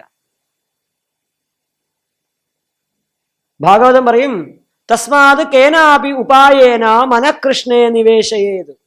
ഭക്തിയുടെ തലത്തില് അതുകൊണ്ട് ഏത് മാർഗം സ്വീകരിച്ചിട്ടായാലും ശരി, മനഃ കൃഷ്ണേ നിവേശയേത്, മനസ്സിനെ കൃഷ്ണനിലേക്ക് കൊണ്ടുപോവാ. നേരത്തെ ഞാൻ പറഞ്ഞ വാക്യം അവിടെ എഴുതിയിട്ടുണ്ട്. എന്തായിരുന്നു വാക്യം അമ്മേ? ആരാ പറഞ്ഞത്? തന്മേ ശിവസങ്കല്പം. നമ്മുടെ മനസ്സ് ശിവസങ്കല്പം, മംഗളകരമായ, അല്ലെങ്കിൽ ശിവൻ എന്ന് വേണമെങ്കിൽ അർത്ഥം എടുക്കാം, മംഗളകരമായ. കേനാവി ഉപായേന മനഃകൃഷ്ണയെ നിവേശിയത്, മനസ്സിനെ ഉത്കൃഷ്ടമായ ഒന്നിലേക്ക് കൊണ്ടുപോകാൻ നമുക്ക് സാധിക്കണം. അപ്പൊ എന്തുണ്ടാവും? മറ്റ് താഴ്ത്തുള്ള അല്ലെങ്കിൽ നികൃഷ്ടമായ ഒന്നിലേക്ക് മനസ്സ് പോവില്ല. ഇതാണ് വിശേഷമായ രാഗം. മറ്റത് രാഗമുള്ളതിൽ നിന്ന് മനസ്സിനെ പിൻവലിക്കുക. ഇതിലൂടെ ചെയ്യാൻ പറ്റും. എന്നിട്ട് ഭഗവാൻ പറയാണ്, ആർക്കാണോ സ്വയം നിയന്ത്രണമില്ലാത്തത് അയാൾക്ക് യോഗസിദ്ധി ഉണ്ടാവില്ല. യോഗം എന്താണ്? ചേർച്ച, നമ്മളെ ഈശ്വരനുമായി ചേർക്കുക, അതുണ്ടാവില്ല. ഭഗവാൻ പറയുന്നത് എൻ്റെ അഭിപ്രായമാണ്. നിങ്ങൾ എന്ത് ചെയ്യണം? ഈ അഭ്യാസവും വൈരാഗ്യവും വഴി മനസ്സിനെ സ്വാധീനമാക്കണം. എന്നിട്ട് യോഗസിദ്ധിയെ കൈവരിക്കണം. ഈ രണ്ട് കാര്യങ്ങൾ വളരെ പ്രധാനപ്പെട്ടതാണ്. നമുക്കിപ്പോൾ എന്താ പറയുക, അഷ്ടാംഗ യോഗ പ്രകാരമുള്ള കാര്യങ്ങളൊന്നും അറിയില്ലെങ്കിലും നിരന്തരമായ പരിശീലനം. നമ്മൾ എത്ര പേര് ദിവസവും എന്തെങ്കിലും തരത്തിലുള്ള സാധന ചെയ്യുന്നുണ്ട്? സാധനം വാങ്ങാൻ കടയിൽ പോകുന്നുണ്ടോ വെച്ചത് കേട്ടാ, സാധന ചെയ്യുന്നുണ്ടെന്ന്. ശരി, എല്ലാവരും ചെയ്യണം. എന്ത് ചെയ്യണം? ഒന്നുമില്ലെങ്കിൽ തുടക്കക്കാരൊക്കെ ആണെങ്കിൽ ചിലപ്പോൾ ക്ഷേത്ര ദർശനമാവാം, നാമം ജപിക്കലാവാം, സാധാരണ നാമം ജപിക്കലോ എന്നിരിക്കും, അല്ലെങ്കിൽ കുറച്ചു നേരം കണ്ണടച്ചിരിക്കലായിരിക്കാം. അത് ക്രമത്തിൽ ചിലപ്പോൾ ഗ്രന്ഥപാരായണമായിരിക്കാം, ഭഗവത്ഗീത വായിക്കുകയോ എന്തെങ്കിലുമൊക്കെ ആയിരിക്കാം. അതിന് ഓരോന്നിനും നിലവാരമുണ്ട്. ഇങ്ങനെ ക്രമത്തിൽ എന്തെങ്കിലും കാര്യങ്ങൾ നമ്മുടെ ജീവിതത്തിൻ്റെ ഭാഗമായിട്ട് കൊണ്ടുവരണം. ഏതുപോലെ നമ്മൾ എങ്ങനെയാണോ നമ്മൾ അറിഞ്ഞോ അറിയാമെങ്കിൽ നിർബന്ധപൂർവ്വം 3 നേരം ഭക്ഷണം കഴിക്കുന്നത്, 3 or 4, പിന്നെ ചായയൊക്കെ ഉണ്ടല്ലോ അതിൻ്റെ ഇടയ്ക്ക്, അതൊക്കെ അതുപോലെ അത് മറക്കാണ്ട് കഴിക്കണില്ലേ? ആരെങ്കിലും ഓർമ്മിപ്പിക്കണ? ജപം, ചിലപ്പോൾ ഒരു പക്ഷേ സ്വാമിജി അതിനെ കുറിച്ചൊക്കെ പറഞ്ഞിരുന്നു. അതുപോലെ നമ്മൾ എന്തെങ്കിലും സാധനയെ മുറുകെ പിടിക്കണം. കുറേ വേണമെന്നില്ല, കുറേ വാരി പിടിക്കണമെന്നില്ല. ചിലപ്പോൾ സഹസ്രനാമ ജപമാണെങ്കിൽ അത്, പൂജ ചെയ്യുന്നതാണെങ്കിൽ അത് ഓരോരുത്തരുടെയും നിലവാരം അനുസരിച്ച് നമുക്ക് പറ്റുന്ന വിധത്തിൽ ചെയ്യണം. അങ്ങനെ മനസ്സിനെ സ്വയം നിയന്ത്രണത്തിൽ കൊണ്ടുവരണം. ഇപ്പം 4 മണി കഴിഞ്ഞ് 14 മിനിറ്റ്, 4:10 വരെ സമയം പറഞ്ഞേക്കണേ. എന്നോട് സ്വാമിജി പറഞ്ഞു എത്ര വേണമെങ്കിലും എടുത്തോളാൻ പറഞ്ഞു. നോം അങ്ങനെ എടുക്കില്ല, അത് സ്വാമിജി എന്നെ എടുത്താൽ മതി. ശരി, ഇപ്പം ഈ പറഞ്ഞ കാര്യങ്ങളുമായിട്ട് എന്തെങ്കിലും സംശയം ഉണ്ടോ? ഉണ്ടെങ്കിൽ സ്വാമിജിയോട് ചോദിച്ചാൽ മതി. നല്ല ഉത്തരം സ്വാമിജി പറഞ്ഞു തരും. ഞാൻ എന്തെങ്കിലും പൊട്ടത്തേറ്റൊക്കെ പറഞ്ഞിട്ടുണ്ടെങ്കിലും സ്വാമിജി പറഞ്ഞത് ശരിയാക്കി തരും. ശരി, 1 മിനിറ്റ് ഒന്ന് കണ്ണടച്ചിരിക്കൂ. നമുക്ക് ഇതിനെക്കുറിച്ചൊക്കെ പറഞ്ഞു തരുന്ന ഗുരുപരമ്പരയെ, ശങ്കരാചാര്യസ്വാമികൾ ഉൾപ്പെടെയുള്ള ഗുരുപരമ്പരയെ മനസ്സിൽ ധ്യാനിച്ച് നമ്മുടെ എല്ലാ നമസ്കാരങ്ങളും ആ ഗുരുപരമ്പരയുടെ പാദത്തിൽ സമർപ്പിക്കും. ഹര ഹര ശങ്കര ജയ ജയ ശങ്കര, ജയ ജയ ശങ്കര, ഹര ഹര ശങ്കര, ഹര ഹര ശങ്കര, ജയ ജയ ശങ്കര, ജയ ജയ ശങ്കര, ഹര ഹര ശങ്കര, ജയ ജയ ശങ്കര. ഓം പൂർണ്ണമദ പൂർണ്ണമിദം പൂർണ്ണാത് പൂർണ്ണമുദച്യത്തെ പൂർണ്ണസ്യ പൂർണ്ണമാദായ പൂർണ്ണമേവാവശിഷ്യത്തെ. ഓം ശാന്തി ശാന്തി ശാന്തി. ഹരി ഓം. ശ്രീ ഗുരുഭ്യോ നമഃ. ഹരി ഓം. എല്ലാവർക്കും ഹരി.